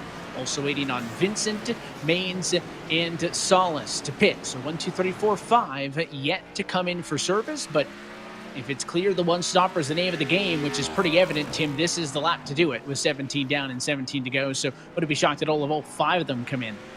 Well, if you split it to halfway, that would be the stint is 17 and 17 in the 23 of Mitchell DeYoung. We're waiting to see if he will come down onto pit road on this lap or not, but I wouldn't anticipate anybody stretching it, but I guess that's why, I think you called us average Joes earlier, Yeah. That's why we're here, Yeah, maybe sometimes below average at times. As Mitchell DeYoung is going to hook it down pit road. Here's a good onboard perspective. See how he throttles it up, right? That cone for speed wasn't till those yellow pylons. So he slowed down to about 50 miles an hour, throttled up to 70, and then slowed it down to pit speed of 40 miles an hour. DeYoung in from the lead, Mullis in from the number 2 position, Graham Boland and some other drivers as this continues to cycle through. Corey Vincent comes down pit road from position number 3. There goes Garrett Maines from position number 4. Do we complete the trifecta with Vicente a little bit down the line? He would be the only driver, I think, left to come out on pit road. And here's a battle of cars who have already completed their service. It's Bobby Zelensky and others, and there is Solis down on the pit lane. Yeah, Steven Wilson and Bobby Zelensky doing a little bit of a battle for position. 7th currently on the screen, and 2 drivers that are looking for wins here this season. Both are within points contention, kind of knocking on that door of the top 10 when it comes to getting themselves in on points, and doing a great little battle here, but I'm sure Bobby still has that determined look on his face trying to get one more spot. Yeah, I don't think he's broken that look since the start of this race. Bobby Z committed to trying to make up spots and has gotten all the way to position number 5. How about that? This is a great showing by that 17 car. We mentioned all season our rookie crop, the new drivers to this series, and Steven Wilson started out strong, and maybe not necessarily as strong as he has been consistent, reeling off really good finishes and having some speed. As we're going to take a little look here on your screen as the 17 tries to make that move. We're going to take one look here at the pit exit. There's Mitchell DeYoung coming off of pit road, and looks better, I guess, looks better than his teammate, I think. Yeah, he's able to be smooth. Here's Jimmy Mullis coming off of the pit lane. Watch this battle with that Ted Bishita Boland coming in the 46 car, clean in through. There's Boland, there's Wilson, and there is Zelensky trying to make that move down to the inside. So we saw that mistake by Leahy may have been the only one to have a serious issue coming off the pit lane as Zelensky continues now to try to run away from Wilson in the battle for 4th and 5th position. It is the closest one on track, so Mitchell DeYoung nets about a second between 1st and 2nd on the pit cycle. It was about 7 seconds before. It is high 8 seconds now, the difference for 1 and 2. But everything there on back, Boland 3rd, and then this battle, Zelensky 4th and Wilson 5th, all seemingly up for grabs in the second half of this race. As we ride on board with Steven Wilson, I think the next question is, obviously 13, 14 seconds is going to be a huge hill to climb for Bobby Zelensky, but it's only, 5 seconds between himself and Jimmy Mullis for a second? Yeah, those passes are going to get difficult on Graham Boland and Jimmy Mullis, but does this become I have to get to 2nd place rather than I have to, fight for that lead? Yeah, that may be the end objective, right? We'll see if Mullis trickles down into this. Based on Mullis' speed from the first half of the race, I'm not sure these guys are going to be able to get to the 46. Unless Mullis makes a mistake of some sort. 2 seconds ahead of Boland in 3rd isn't a ton of time, but I just haven't seen much of a chink of the armor, if you will, out of Jimmy Mullis tonight. But Graham Boland, somebody who's gone forward all night, Bobby Zelensky up to P4, I still think is an incredible recovery and could end up on the 3rd step of the podium tonight. Would be quite a turnaround. there is some pretty significant lap traffic that the leaders have started to have to deal with, Tim. It's going to be more and more in the second half of this race. Your leaders running 2 minutes and 10s, and the back half of the field is pretty much within that range. So they've had to deal with a couple of slower lapped cars, but soon these leaders will have to deal with actual lap traffic. And the racetrack's big enough, I would think most cars are able to get on through without incident. But if somebody wants to let you go in one corner, they might end up on the inside of you in the next. So you do need to be careful with that traffic. And you look at this racetrack, there are still everybody on this racetrack except for 2, and there's 3 of those drivers that are battling on the racetrack. Keegan Leahy is kind of focused there, got the mouth open, got that lean going on. Michael Conti there as well, and he's got that focus. He's got those triple monitors. You can kind of see out the side. And Taylor Hurst as well, an opportunity to fix the glasses and kind of wipe the sweat off his brow as he battles it out for a position. And they're all on your screen, and they're all battling within close proximity right now, trying to get a top 10 finish out of this thing. Doing what they can with 14 laps to go at COTA the next time by. And that last lap by Mitchell DeYoung, fastest of the race, 2 minutes 8 seconds, .714. He is the only driver to get into the 2 minute 8 second bracket. The next fastest lap out of anybody came from Bobby Zelensky with a 2 minute 9:014. So Mitchell DeYoung, personal best and race best lap the last time through. The 23 machine, Tim, clearly not concerned about backing it down and taking it easy and enjoying that fresh rubber. He'll end up in the double digits, the advantage for the race lead by the time this one is done. And, you rewind to Bobby Zelensky's performance at the Roval last year, an 11.6 second win over the likes of Mullis in the number 2 spot. You're pretty much seeing Bobby Zelensky pace out of Mitchell DeYoung tonight. And if you're Jimmy Mullis right now, running in position number 2, you mentioned those second place finishes, and you're running second right now, and it's not to Bobby Zelensky. How frustrated can you be? Well, we've seen the look, so I know how he feels of this one. And, credit to Wilson for sticking with him. Once Bobby Zelensky was able to make the move, Graham Bolin is going to make it very difficult for him to catch up. And take a couple of steps down the running order. There's the 2 of Garrett Maines again. He has split up the X-Set cars who were running together for the longest time. Maines in 14th, just ahead of Ryan Luza. In that number 4 Ford, who sits exactly where he started this race in 13th position. And we take a look at the battle for 4th position, the left-hand side of your screen, and the battle for 13th on the right. I would not be shocked if Steven Wilson can keep that charge up and maybe put a move on Bobby Zelensky by the time this one's done. Maybe unfair to have assumed that Bobby was just going to run away once he made that move, because Wilson is hanging with the best of the best. And this battle for 4th hasn't been able to make a whole lot of time up on 3rd or on 2nd. And of course, Mitchell DeYoung is still pulling away and putting up some really good lap times. So this battle on your screen right now for P4, Bobby, he's been able to pull away by a couple of car lengths, Evan, but really hasn't had that muscle and that strength that we're used to seeing on road courses, albeit, yes, he does have a little bit of damage to the VRS Latardi Sports number 83. But kudos to Steven Wilson for being up here. He's had the speed all season long and continuing to show it on the road courses.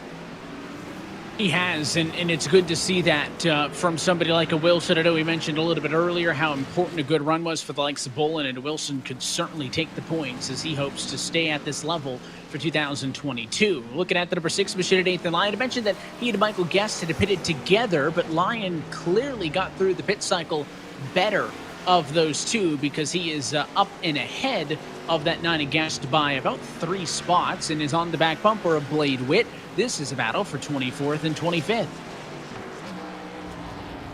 Trying to get by is Nathan Lyon, the 14 of Witt, and there's a driver that has had a season, a rookie season that he kind of wants to forget. Was up in front, almost got a win out of a pitch strategy call earlier this season, Evan, but didn't get the luck that he wanted to, didn't get the cautions away. He wanted them to fall, and now he's battling with Nathan Lyon for a position, and then that 9 car right in behind. You mentioned Michael Guest earlier tonight, that big green 8 car for Jim Beaver Esports. One of the top drivers in points without a win. So you'd have to think with a road course, maybe the road course isn't necessarily his cup of tea or his strength. Try to get what you can for points and keep yourself up there if you can point yourself in, and that may be a big if with all the winners that we've had. Your guest is the highest driver without a win, Tim, in normal points, unweighted. He's third. When you count all those race winners in, he's eighth. And if Mitchell DeYoung hangs on to win this, he could drop to P9 in the playoff standings. So non-race winners may be an endangered species. But the time this regular season gets to the end, is here is Logan Clampett giving it a lot. A counter steer in his Logitech G Chevrolet for William Byron Esports. Down 4 from the get-go, a little bit of damage in and up the road. Well, Jake Nichols, haven't talked much about his Mode Motorsports entry. They've got some different colors on that number 24 Ford this week. The patriotic colors for the Mode Media House entry, and a good look for Jake, who is pretty much running exactly where he started. There's a good look at the race car as he's dealing with Vicente Salas behind him.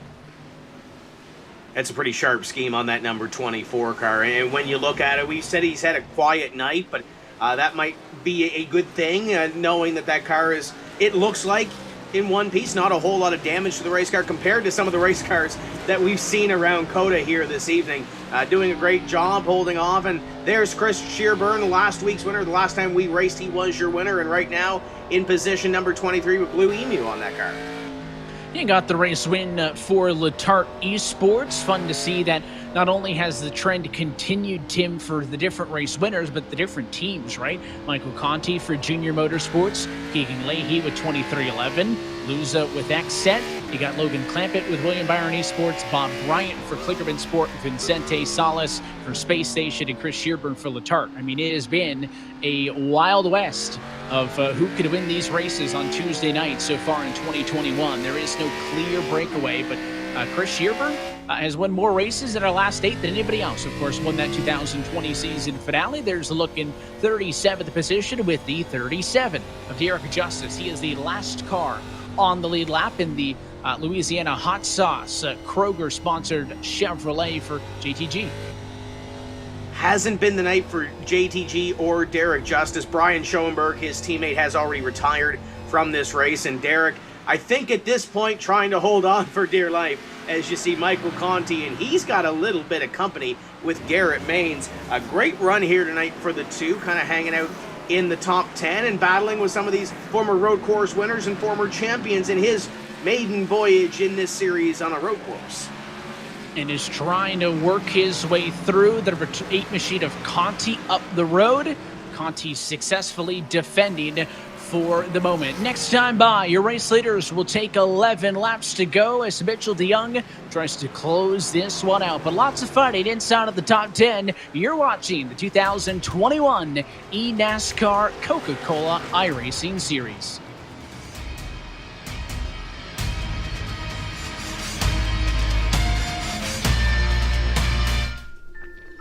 This Coca-Cola Zero Sugar tastes mighty delicious. Come on, buddy. But If you keep lying like this, you'll be a puppet forever. It's the honest truth. You're right. It's delicious. I never lie.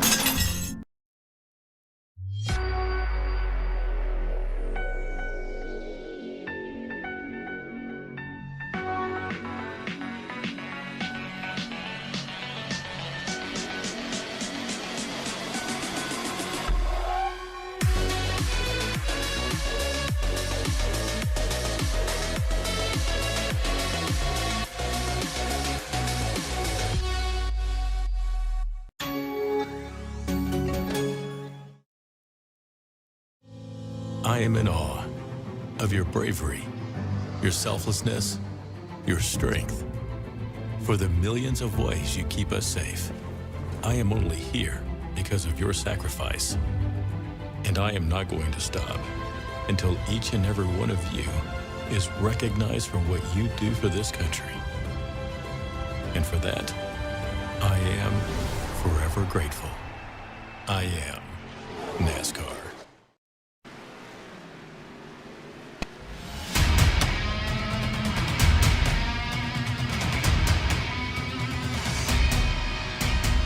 And back live from the virtual Circuit of the Americas. Coverage of tonight's race brought to you by Cheddar's Scratch Kitchen, your race day pit stop for home-style comfort food and an ice-cold Coca-Cola. And by Asus, the official gaming hardware partner of the eNASCAR Coca-Cola iRacing Series. Currently working lap number 24 of 34 from the virtual Circuit of the Americas in Austin, Texas for the Texas Grand Prix at COTA, round 8 of the 2021 eNASCAR Coca-Cola iRacing Series. Happy that you're with us on the iRacing Esports Network. With Justin Prince downstairs, Tim Terry, and myself, Evan Pasoko. Tim, and I mean, the big highlight, obviously, the start of this race where Mitchell DeYoung gets out in front, Bobby Zalenski gets turned, but the story has not ended there. Drivers have stormed their way back through the field. We got drivers going everywhere but on the asphalt as Garrett Maynes was using a lot of runoff that time in a three-way battle for 11th, 12th, and 13th, and again, pushing those track limits to the outside. If it's solid, if there's runoff area, we can use it, right? You try to get everything that you can and try to push those outer limits, but trying to pick up some speed and trying to get the best of Michael Conti, which might be easier said than done for Lowe in the 21 as he goes, oh, hello, and that's a little too much of a runoff, I think, of what he maybe bargained for or maybe wanted, maybe not. Maybe I'm wrong. He picked up the spots. That is one way to make the move, using every inch of the racetrack and then some, and Garrett Lowe apologizing over the radio, but he basically just bullied Michael Conti out of that position, and Garrett Lowe will move up, takes that spot away, give position number 12 to him. Well, we talked about some of the early race chaos. Tim, one of the drivers, Ray Alvala, forced down to pit road. You've got him dialed up. Ray, it wasn't your night. What happened at the start of this race? Tim, what didn't happen? You know, we were just kind of mid-pack, struggling a bit with the handling of the car, and just, you know, first time here, I don't have that many laps here. And as you can hear, I've been sick for, I don't know, past few days. A whole lot of stuff hasn't worked in my favor, but we were just looking to at least get a clean race, and then those big wreck in turn one, we got in that one. I think we made contact with Brad Davies, and then there was another wreck, and then we made contact with Brad Davies again. Everybody's just trying to get through the wreck, and we just like came together. And then Clampett just dumped me in the long right-hander, so it's been that kind of season. I really hate it. You know, trying to get Rowdy Energy their first win and virtual racing school back in victory lane. But you know, we'll have to wait another week. You've been in this series since day number one. And remember back to 2014 where the road courses first became a part of this schedule, and you know, drivers wanted it, and all of a sudden we had one road course each season. Now we have three, and we have Circuit of the Americas. How cool is it to be here? And what is your take on the oval schedule having three of these road courses? I mean, I like this track. I think you know, it produces pretty good racing. And you know, way back in the day, I was in the Road World Championship, but that was with open wheel, and this doesn't at all drive like that, obviously. So it's been pretty tough. But these next two, you know, Road America, I love that track, and then Watkins Glen is basically an oval, so I love that track. So yeah, I'm still looking forward to it. You know, I'm trying to keep my head up. You know, we have it's been a rough year, but I'm trying to make the best out of it, and it's going to be tough to, even if we win a race, it's going to be tough just to make the top 20 points, but we're not giving up. Well, we wish you all the best. Get better, get some rest. We'll see you next week. Thanks, Tim. That's Ray Alfano, driver, the number 51 for JGR. And look at this little mess that we have on our screen. Evan, Dylan Duval trying to fend off Nichols. Bob Bryant trying to pick up a couple of positions. It's a fun little tussle. It is, and good to hear from Ray Alfala there, the best to ever do it in this series. Last race win came last year at the Atlanta Motor Speedway. The old-time winningest driver series history, 25 career race wins. Let's take a look back. These guys are 3 wide just a few moments ago. We talked about old battle still happening on track. Check this out. The 41 to the outside, 55 what he thought was the bottom. And here comes that 77 of Bryant up the inside. Hard braking zone at the end of the straightaway. You can see he locks it up just a little bit. Now the 24 comes on the scene. Looks like using a little bit of extra real estate there up on the outside with Salas. And then there goes the number 24 around the outside. Jake Nichols wanting to keep that 3 wide, but the 41 of Dylan Duvall hanging on to the spot up for grabs for the time being. And here's a familiar duo that we've been tracking for much of this race. Garrett Lowe, 12. Michael Conti, 13. One of the closest scuffles on the racetrack right now. About 40 seconds off of race leader Mitchell DeYoung, but still fighting to get every spot they can. And we mentioned Garrett Lowe does a little bit of legend car racing as well in real life, and he's done the road course at the Charlotte Motor Speedway. As you see Kane Cook in the Fistful of Bourbon number 15, running back there in position number 28. We saw his car a little bit earlier on, getting what he can in 28. That's all it comes down to. Get what you can. Kane Cook in the green for the Fistful of Bourbon number 15 Ford Mustang for the Jim Beaver Group.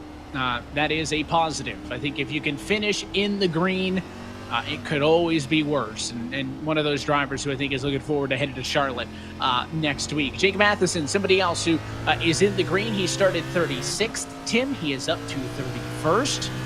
For these guys who are not the road course ringers, who do not do this regularly in a stock car or out of it, another series on the iRacing service, all you want to do, finish in the green, get points. That's what all these guys are fighting for. And there's Bob Bryant. We saw Bob on our screen a little bit earlier on with that 2 and 3 and 4 car battle and 3 wide. And I think right now there's a little bit of a sigh of relief on his face that he's not doing the do-si-do, doing the 3 wide moves, but still back in position number 18, getting all the points he can. Keep in mind, he does have a win, Evan. He sits 13th in points coming in when you go back to points. As you look back to Garrett Lowe, he's trying to get some points, as is Garrett Lowe in this number 21. Still got the Bando door in behind him. Yeah, keeping that up on the walls. We've seen that a few times as we take a look at it with him. And we talked about the guys putting in a physical effort tonight. He looks like he's been working hard, maybe a little bit hot. From working hard in this race. So he's been at it from the get-go, and there's the other half of that battle for position number 12, Michael Conti, on board with him on the left-hand side, and looking at his sim rig on the right-hand side. Of course, no shock to him with WR1 sim chassis on that Chevy, that they hooked him up real nice with a good sim rig at home. Looking pretty legit for the driver of that number 8 machine. Yeah, there was a story a couple of weeks ago on the JRM website about the new rig and getting used to the WR1 Sim Chassis rig that, Michael Conti has raced on his own gear since way back in the day, and just getting that comfort back, per se. Michael Conti's got to win. Start of the season. He's already locked into the playoffs if he can finish in the top 20 in points and be up there and get in that top 10. So now he's learning, maybe doing a little bit of R&D, and he almost did a little R&D on the back bumper of the 21 car. Well, the 21, remember when Garrett Lowe made that pass, he kind of went the long way around the corner and pushed up right on his hood. So I don't think Michael Conti is that inclined to be too clean about this one. Look at Nathan Lyon working hard, Tim. Just when we took that camera, you saw the desk shake. He is really using a lot of force on the wheel to get that thing to rotate. And let's see if he jerks the desk around at the end of the straightaway here. Could be moving the monitors and everything, but that tells me the car is not handling fantastic. If he's going to give it that much to get it to turn into the straightaway, left-hander, a little bit calmer that time through. I think the mouth comes open on those corners, those technical corners, trying to get around. There's Ryan Doucette, a season that he wants back, I'm sure, but rookie season. And look at these guys battling in front of him. Michael Guest trying to get all he can, and I'm sure that's what he's telling his crew right now is Ryan Doucette. He almost seems confused that the race car's not doing what he wants to. He almost looks perplexed as he goes through the corners. And Tim, I know I'm guilty if I'm behind the wheel or doing anything else, where I'm focused. Sometimes the tongue comes out when you're focused, and all these guys, it's just fun to see those. Everyone, he's smiling. He's having a good time working that wheel hard. Is Ryan Doucette in the number 27 positions. A little bit further on down the road, but 33rd, Zach Nichols, who has a good chance to stay on the lead lap in this race, which I think for a lot of these guys, an accomplishment in and of itself, to stay within the lead lap of a guy like a Mitchell DeYoung, up 3 positions. And the room is themed accordingly to match that Williams Esports Ford, but he goes off track and lets some race leaders go on through. There's the 9 of Michael Guest, the Big Green Egg Jim Beaver Esports car. Talked earlier about his points position. He's putting himself in a position to battle for a championship this season with this Jim Beaver Esports team, but he's got to break through and I think get that victory, especially if the winners continue to add up. And Mitchell DeYoung right now 7 laps away from a win and 13 seconds ahead of Jimmy Mullis. And oh, by the way, those top 3 that are on the top of your screen, Evan, neither of them have won a race this season. So trying to add one more to that list of 7 looks fairly likely, at least right now. And we mentioned this last week, would we hit 7? And we did. We got our 7th different race winner of the year with Shearburn taking the checkered flag at Kansas, Tim. We are sitting tied with the all-time record for different race winners to start a year way back to this series' inaugural campaign back in 2010 was the last time we had 7 different winners in the first 7 weeks. It took to Richard Towler in round number 8 of that season to become the first repeat winner. As we take a look on board with Alan Bose in 33rd spot. Respect to the Jeff Gordon flag on the wall behind him, Tim. Just talking about the names that were amongst those 7 different winners back in 2010.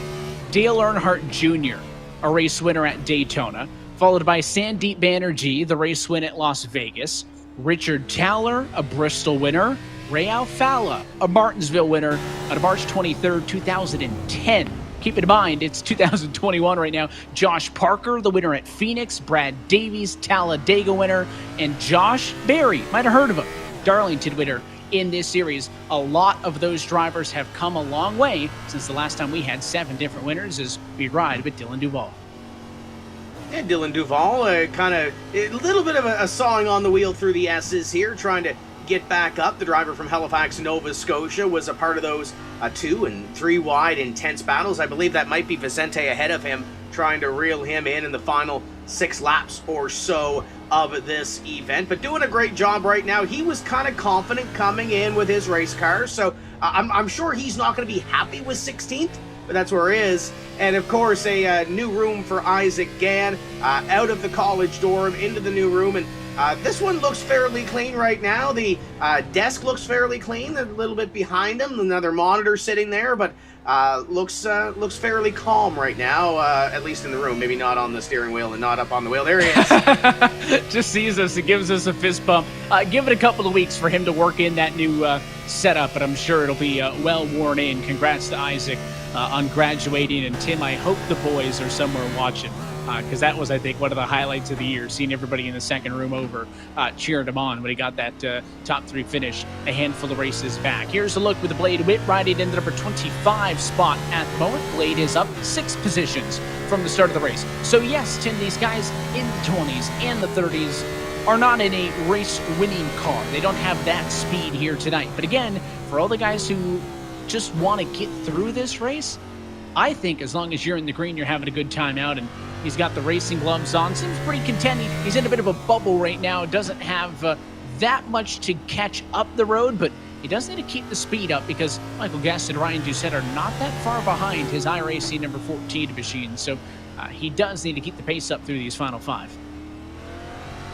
Hit all your marks, get what you can, and for some of those drivers, as you mentioned, Evan, it's a matter of get what you can and then get out of here and get back to Charlotte next week.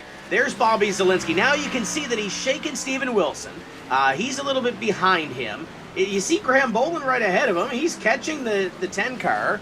The question is, does he have enough time to A, get there, and B, make the pass? Because he's making some inroads, but those inroads have been fairly short to try to get up to Graham Boland. And look, still hasn't it hasn't changed. It's still, I don't think he's very impressed with the way the night is going. No, and I think that the last time he was better than Boland by about 0.2 of a second. That would not be enough nearly to make up about the 3-second difference between the two of them.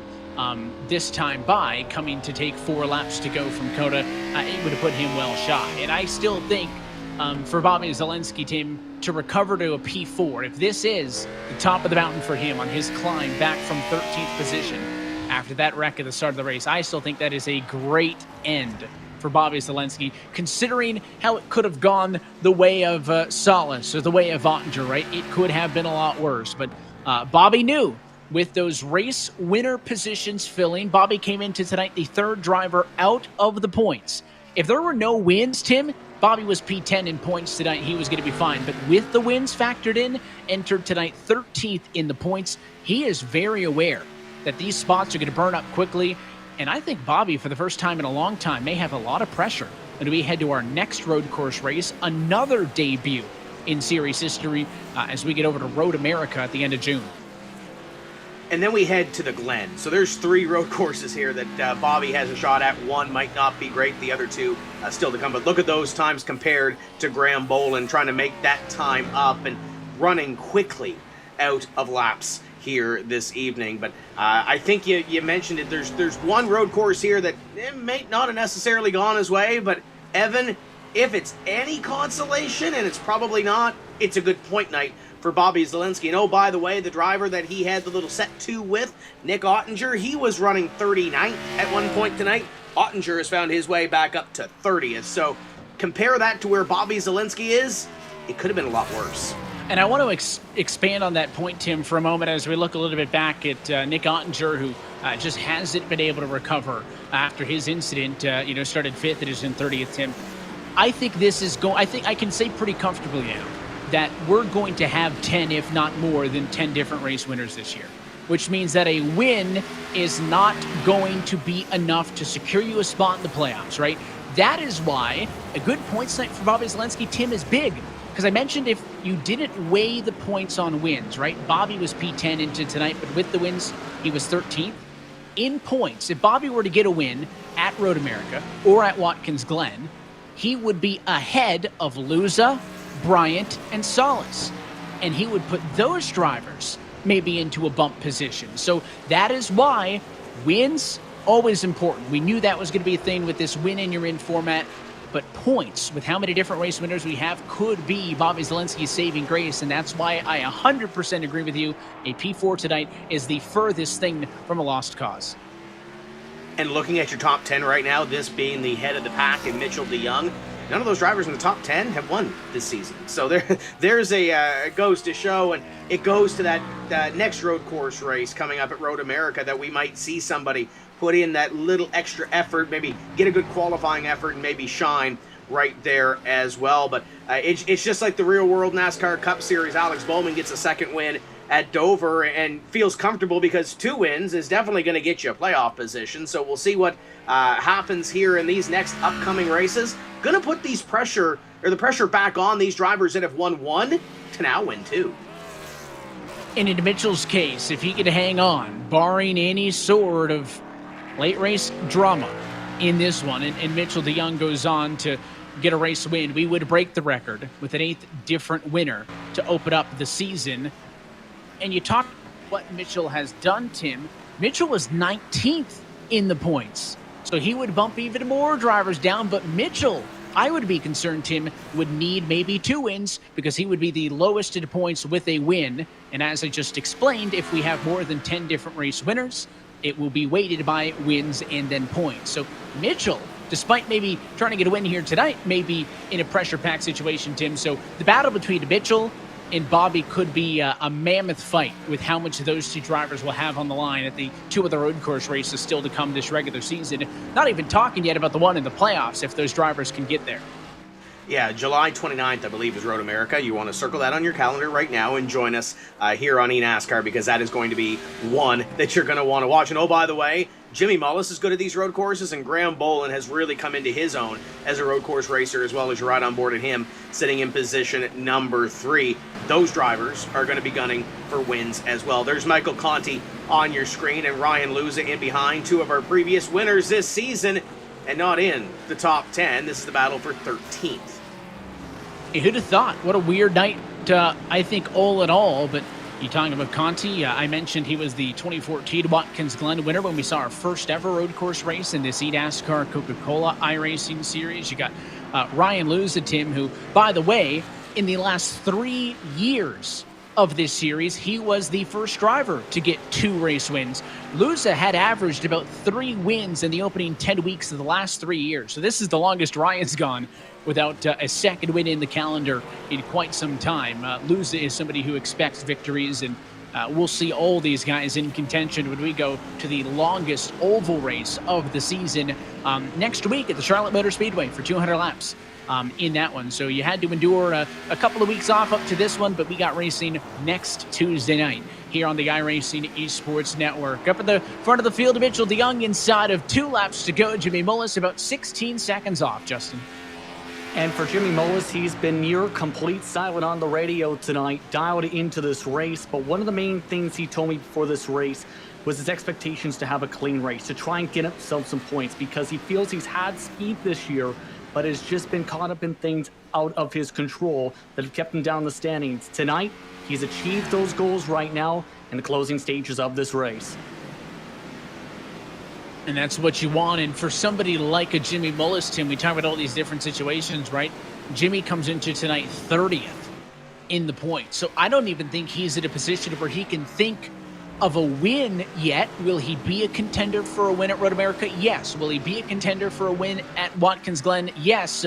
But a race win is not going to count towards playoff eligibility unless you're top 20 at the end of the regular season. Remember, you need to be top 20 to stay in this series for 2022. Mullis back half of the circuit, but at a turn number 20 is Mitchell DeYoung, the driver of the number 23 Dash Pass Toyota, looking for the white flag at COTA. He's going to get the white flag here, and Jimmy Mullis is going to have to try to dig because Mitchell DeYoung is on that white flag lap. And you see in front of him, there's a little bit of lap traffic. Zach Novak, and then in front of him, Malik Ray and Femi Olot. But he really doesn't have to pass them. He's got a 17-second advantage.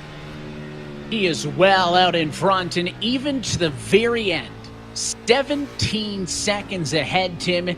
He has not backed that thing off at all. No, absolutely not. He is getting everything that he can here, and he's not wasting any time. We said he didn't have to get to Zach Novak, but I have a feeling he might get there. He is closing in. Novak right now, final driver on the lead lap in P35. All things considered, 35 cars at a lead lap right now. It's a pretty good number, even given the fact that the racetrack's so big as we ride with the 23. Through the corner, down the back straightaway for the final time, and this is the only opportunity you really have to catch your breath really on this racetrack, to get down to these final couple of short corners and get back to the finish line. And that focus has not left through 33 and a half laps or so, and gets close to Novak, but not enough there to put him 1 lap down yet. It's been a historic season all year long in this eNASCAR Coca-Cola iRacing Series. We saw a first-time winner just 2 races ago with Vicente Salas at Richmond. And tonight going to be another one full of firsts as Mitchell DeYoung navigates the final handful of corners in the Coke Series debut race at Circuit of the Americas. For 2311 Racing, he'll come through the final set of corners and become the 57th different driver to ever win a race in this series. He'll become the 8th different driver to win in the opening 8 weeks of this series. Also, an all-time record, but most important for him, a first career win and a possible ticket to the postseason. A sigh of relief as Mitchell DeYoung dominates for his first win at COTA. And maybe the first breath in an hour and a half, Tim. Yeah, take a deep breath, soak it all in. He's now a winner in the eNASCAR Coca-Cola iRacing Series, a rookie in this series. He's been a part of the Porsche Series. He knows how these World Championships work, and now he's on his cool-down lap. But Mitchell, it doesn't look like it's a cool-down lap. Congratulations, bud. Thank you, Tim. Oh, man. I can't believe it. Obviously, it was a little bit messy in the beginning. And it was quite stressful. Man, I tell you what, it helps having a comparison like Bobby and the guys that work behind the scenes on this. It's such a huge help going into the race. and like knowing that you're going to be fighting with your teammates for, pole. So, man, it was a really tough kind of couple of weeks of practice, but man, I can't believe it. This feels so good. Obviously, it's so stressful, and it's such a competitive series, especially, how dominant Bobby's been. Really unlucky for him today. I think we would have had a good battle, but feels so good. 8 races, 8 different winners, and you come home in dominating style of 17, 18 seconds at the end of this one. How does this one feel to notch this one and become the 8th different winner and your rookie season in this series too? Feels amazing, man. We've had quite a difficult season so far, I would say. We've had some positive showings of potential. We've also had some, kind of big failures. So feels good. Hopefully this is kind of the momentum we need to get back on track. Obviously it'd be fantastic to get a win on an oval. And that's what we're going to try. So we gotta get our heads in the game and ready to go for the end of the season. But obviously we have a lot of season to go to stay in the top 20. And looking forward, what kind of celebration are we going to do here? Are we going to do any cartwheels? Are we going to do any flips? What's the celebration going to be like here? Well, we did the cartwheels for Pesk. I'm not so sure here. I think I'm lacking a little bit of room behind me. So, I don't want to injure myself, but we're going to enjoy this one for sure. Congratulations, Mitchell, as he lights it up. This is the Coca-Cola winning moment, refreshed by Coca-Cola. Evan Pasoko, what a finish. History. He continues to make history. This season continues to make history. 57th different Coke Series winner, 8th different race winner in 8 weeks this year, which is an all-time record.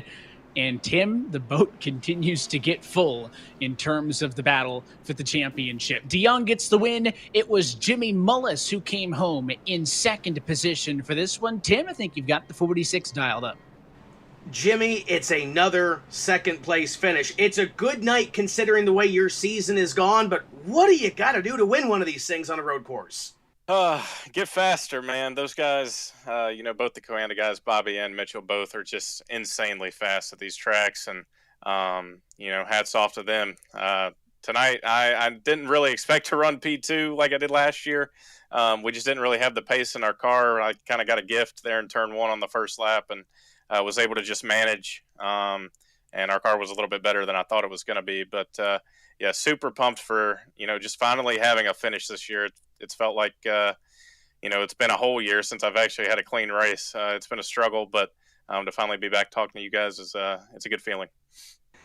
To that point, is this the turnaround point in this season where you turn it around, get the momentum, head to Charlotte, and pick up another good finish there? I hope so. We've had really good mile and a half speed, so I think, we'll be able to carry that into, Charlotte next week and hopefully get these finishes rolling. Like I said, it's been really tough just getting wrecked when we're in the wrong place at the wrong time. And like I said, we've got good speed. So I think we'll, be right there next week and hopefully have a shot at it. Not a whole lot of time to breathe. We'll see you next Tuesday. Congratulations on the run. Thanks, buddy. That's Jimmy Mullis coming home in position number 2. And how about this guy right here that finishes in position number 3 this evening? Graham Boland. Great run, solid effort here tonight, Graham. Are you happy with the run the way it was? And did you think you could get up to Jimmy Mullis there at the end? What else did you need? I don't think I would have got to Jimmy because they were insane short run and they kept the long, like they were the same as me long run. We were just trading lap times at the end. But we got really lucky on lap 1 with an incident. I don't think we would have beat Bobby if that happened. But other than that, it was a clean day. We did a perfect race, I felt like. So can't wait to get to Charlotte, I guess. And how much time are you going to be able to put in? Being only a week turnaround, you got a good run here, you got that momentum. What's this next week going to be like preparation-wise for the Stewart-Haas Esports team? Just a lot of laps and the same thing as we do here. It's just we have less time. So probably longer nights for the shortest time span. But, yeah. Boat's getting full. Where do we see you win this season to lock yourself into the playoffs? Oh, I don't want to call a shot, but I would like to look into one or just get one. But yeah, I would. I don't know. Whatever track, I feel like I practice the same at every track. So whatever track just rolls my way, I'll take it. Good job, bud. We'll see you next week. Yeah. Thank you to Jarrett Liebert, Houston Hammer, Dustin Lingard, and Stuart Haas Esports, and yeah. Scramble and coming home position number 3. And Evan, a great night for those top 3. Bobby Zalenski just a little bit on the outside of that, finishing in 4th. But plenty of storylines here tonight in this race at Coda. Absolutely, and let's take a look at your Coca-Cola move of the race, and there is no doubt that it was that pole position for Mitchell DeYoung that gave him this advantage into the corner. There was a lockup for the 25, the contact with Bobby Zalenski, and the pile up behind. You'll actually see Zalenski right the ship. He'll spin it all the way around and keep going, and somehow only end up 13th by the end of the opening lap of the race. Ottinger wasn't so lucky, but there's a look off of the back end. Mitchell DeYoung, Tim, leading 34 of 34 laps. That's the 5th straight time that a winner in this series at a road course wins by leading every single lap. We take a look at our Coca-Cola full race results, 17 seconds. Mitchell DeYoung atop Mullis and Bolin, who we just chatted with. And a big thanks to those guys for hanging around and talking post-race. Of course, Zelensky and Wilson in the top 5. With Vincent, Kerwin, Reynolds, Maines, and Hurst, the top 10. Yeah, you look at page number 2, Keegan Leahy recovers from his pit out to finish in 11th place. You got Garrett Lowe, Michael Conti, Ryan Luza, Vicente Salas in position number 15, Dylan Duval 16th, Jake Nichols 17th, Bob Ryan, Isaac Gann, the 2 Kligerman Sport Cars 18 and 19, and Matt Busa 20th. Continuing on through second half of the field here, Logan DeClamp, John Gorlinski, Nathan Lyon, Chris Shearburn played with the top 25. Michael Guest, Nick Ottinger, unable to recover, ends up P27 ahead of Ryan Doucette. Kane Cook and Brad Davies, your top 30. And completing your field, Jake Matheson. You've got Alan Bowes on the back page. You've got Femi Olad. You got Malik Ray, Zach Novak, Zach Nichols, Derek Justice. Not the night for him. Ray Alfala didn't start out well for him. Didn't finish the way he wanted to either. Brian Schoenberg with an early exit, and Ashton Crowder only 3 laps in had to call it a night in position number 40. But what a great show here tonight. Fun time.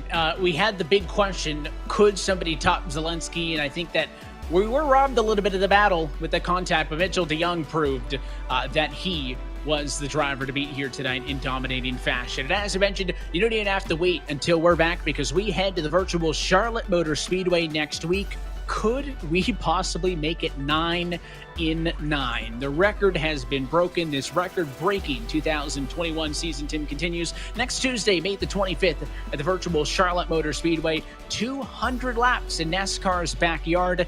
That'll be a longer race than what we normally see at these intermediates, so the strategy at that one is going to be a little bit different. But before we talk too much about Charlotte, let's close this one out here from virtual Circuit of the Americas. Wild night. We knew that turn 1 was a big question mark. You have the melee off at the start, and Mitchell DeYoung just set sail. I don't know what Bobby Zelensky's long run speed was, but I think even without that contact, Mitchell DeYoung has a good opportunity to win this race. Not many people can beat Bobby Zelensky in qualifying at a road course by 3/10. He did that, and even with the contact, Mitchell absolutely earned this win. And for Bobby to come back to 4th after everything that happened, that's huge for Bobby Zelensky, not only for the run back up there, but also for the points. So let's say he goes out and wins one of those remaining 2 road course races here in the regular season. He's still going to probably need those points to get himself into the playoffs with the way this is going with 8 winners in 8 different races. And the one thing that I want to kind of add to the next week's little wrinkle, I think Charlotte, I think guys like Danny Hansen and Alex Warren, drivers that probably weren't on the radar those nights to win races at Charlotte, ended up winning those races. So I don't think it's out of the realm. The boat's getting full, but there's some really big names in this series that haven't won a race yet this season. Bold prediction, I think we're going to go 9 for 9 at Charlotte next week. That's why I'm agreed with you. There are big names without wins, and I have a feeling those guys can't continue to be shut out, and that's why I think we're going to hit 10 and get past that number. There are 6 races left in the regular season. There are 2 spots left in the playoffs based on points after tonight's race from COTA. But want to remind you, as always, if you want to learn more about this eNASCAR Coca-Cola iRacing series, take a look at the points, take a look at the schedule, know how you can tune in, learn more, and even one day learn how to go through the ladder to race in this series. That's iRacing.com/eNASCAR for more information, Tim. And just because your sights may not be set at this level of sim racing, getting involved in iRacing for fun is just as easy as well. Absolutely. Get engaged and get involved, and head over to iRacing.com and start your racing career today. And then head to the iRacing.com/eNASCAR and get involved and engaged in this series. But get the wheel hooked up and go do some racing yourself. Head over to iRacing.com and get your iRacing career started. And, you could see yourself potentially in this eNASCAR Coca-Cola iRacing series down the road and battle out on one of these road courses or one of these oval tracks that we have coming up like Charlotte next week. Some 7 years ago, and we did our first road course race in this series. To now, only 5 drivers who were in that inaugural road race at Watkins Glen are still in the series. There is opportunity to grow a sim racing career and to be at this level in a couple of years' time. It's attainable to everybody, and I think that's my favorite thing about this series, is anybody can get involved, and if you got the speed does the talking. But until next time, that's it for us here tonight from the virtual Circuit of the Americas in Austin, Texas. 1 road race down, Tim. Many still to go for the rest of 2021. So as Mitchell DeYoung celebrates, I want to thank our entire team behind the scenes for making all of this possible. For our Countdown to Green crew of James Pike, Chris Overland, Brandon Cattell, and Michael Guerrilla. For Justin Prince on pit road. The team back at iRacing with Zach Johnson spotted, Alex Horn, Jay Kennedy, and Tim Burns on the cameras. For Nico Goslin, Joe McManus, Cisco Scarbuza, and Drew Adamson. And for Tim Terry and myself, Evan Pasoko. I want to thank you for tuning in and congratulate Mitchell DeYoung, a first-time Coke Series winner from COTA. We're back in 1 week's time. It's Tuesday, May the 25th for the virtual Charlotte Motor Speedway. That race and every race of the eNASCAR Coca-Cola iRacing series can be found exclusively here on the iRacing Sports Network. Until next time, good night from Austin.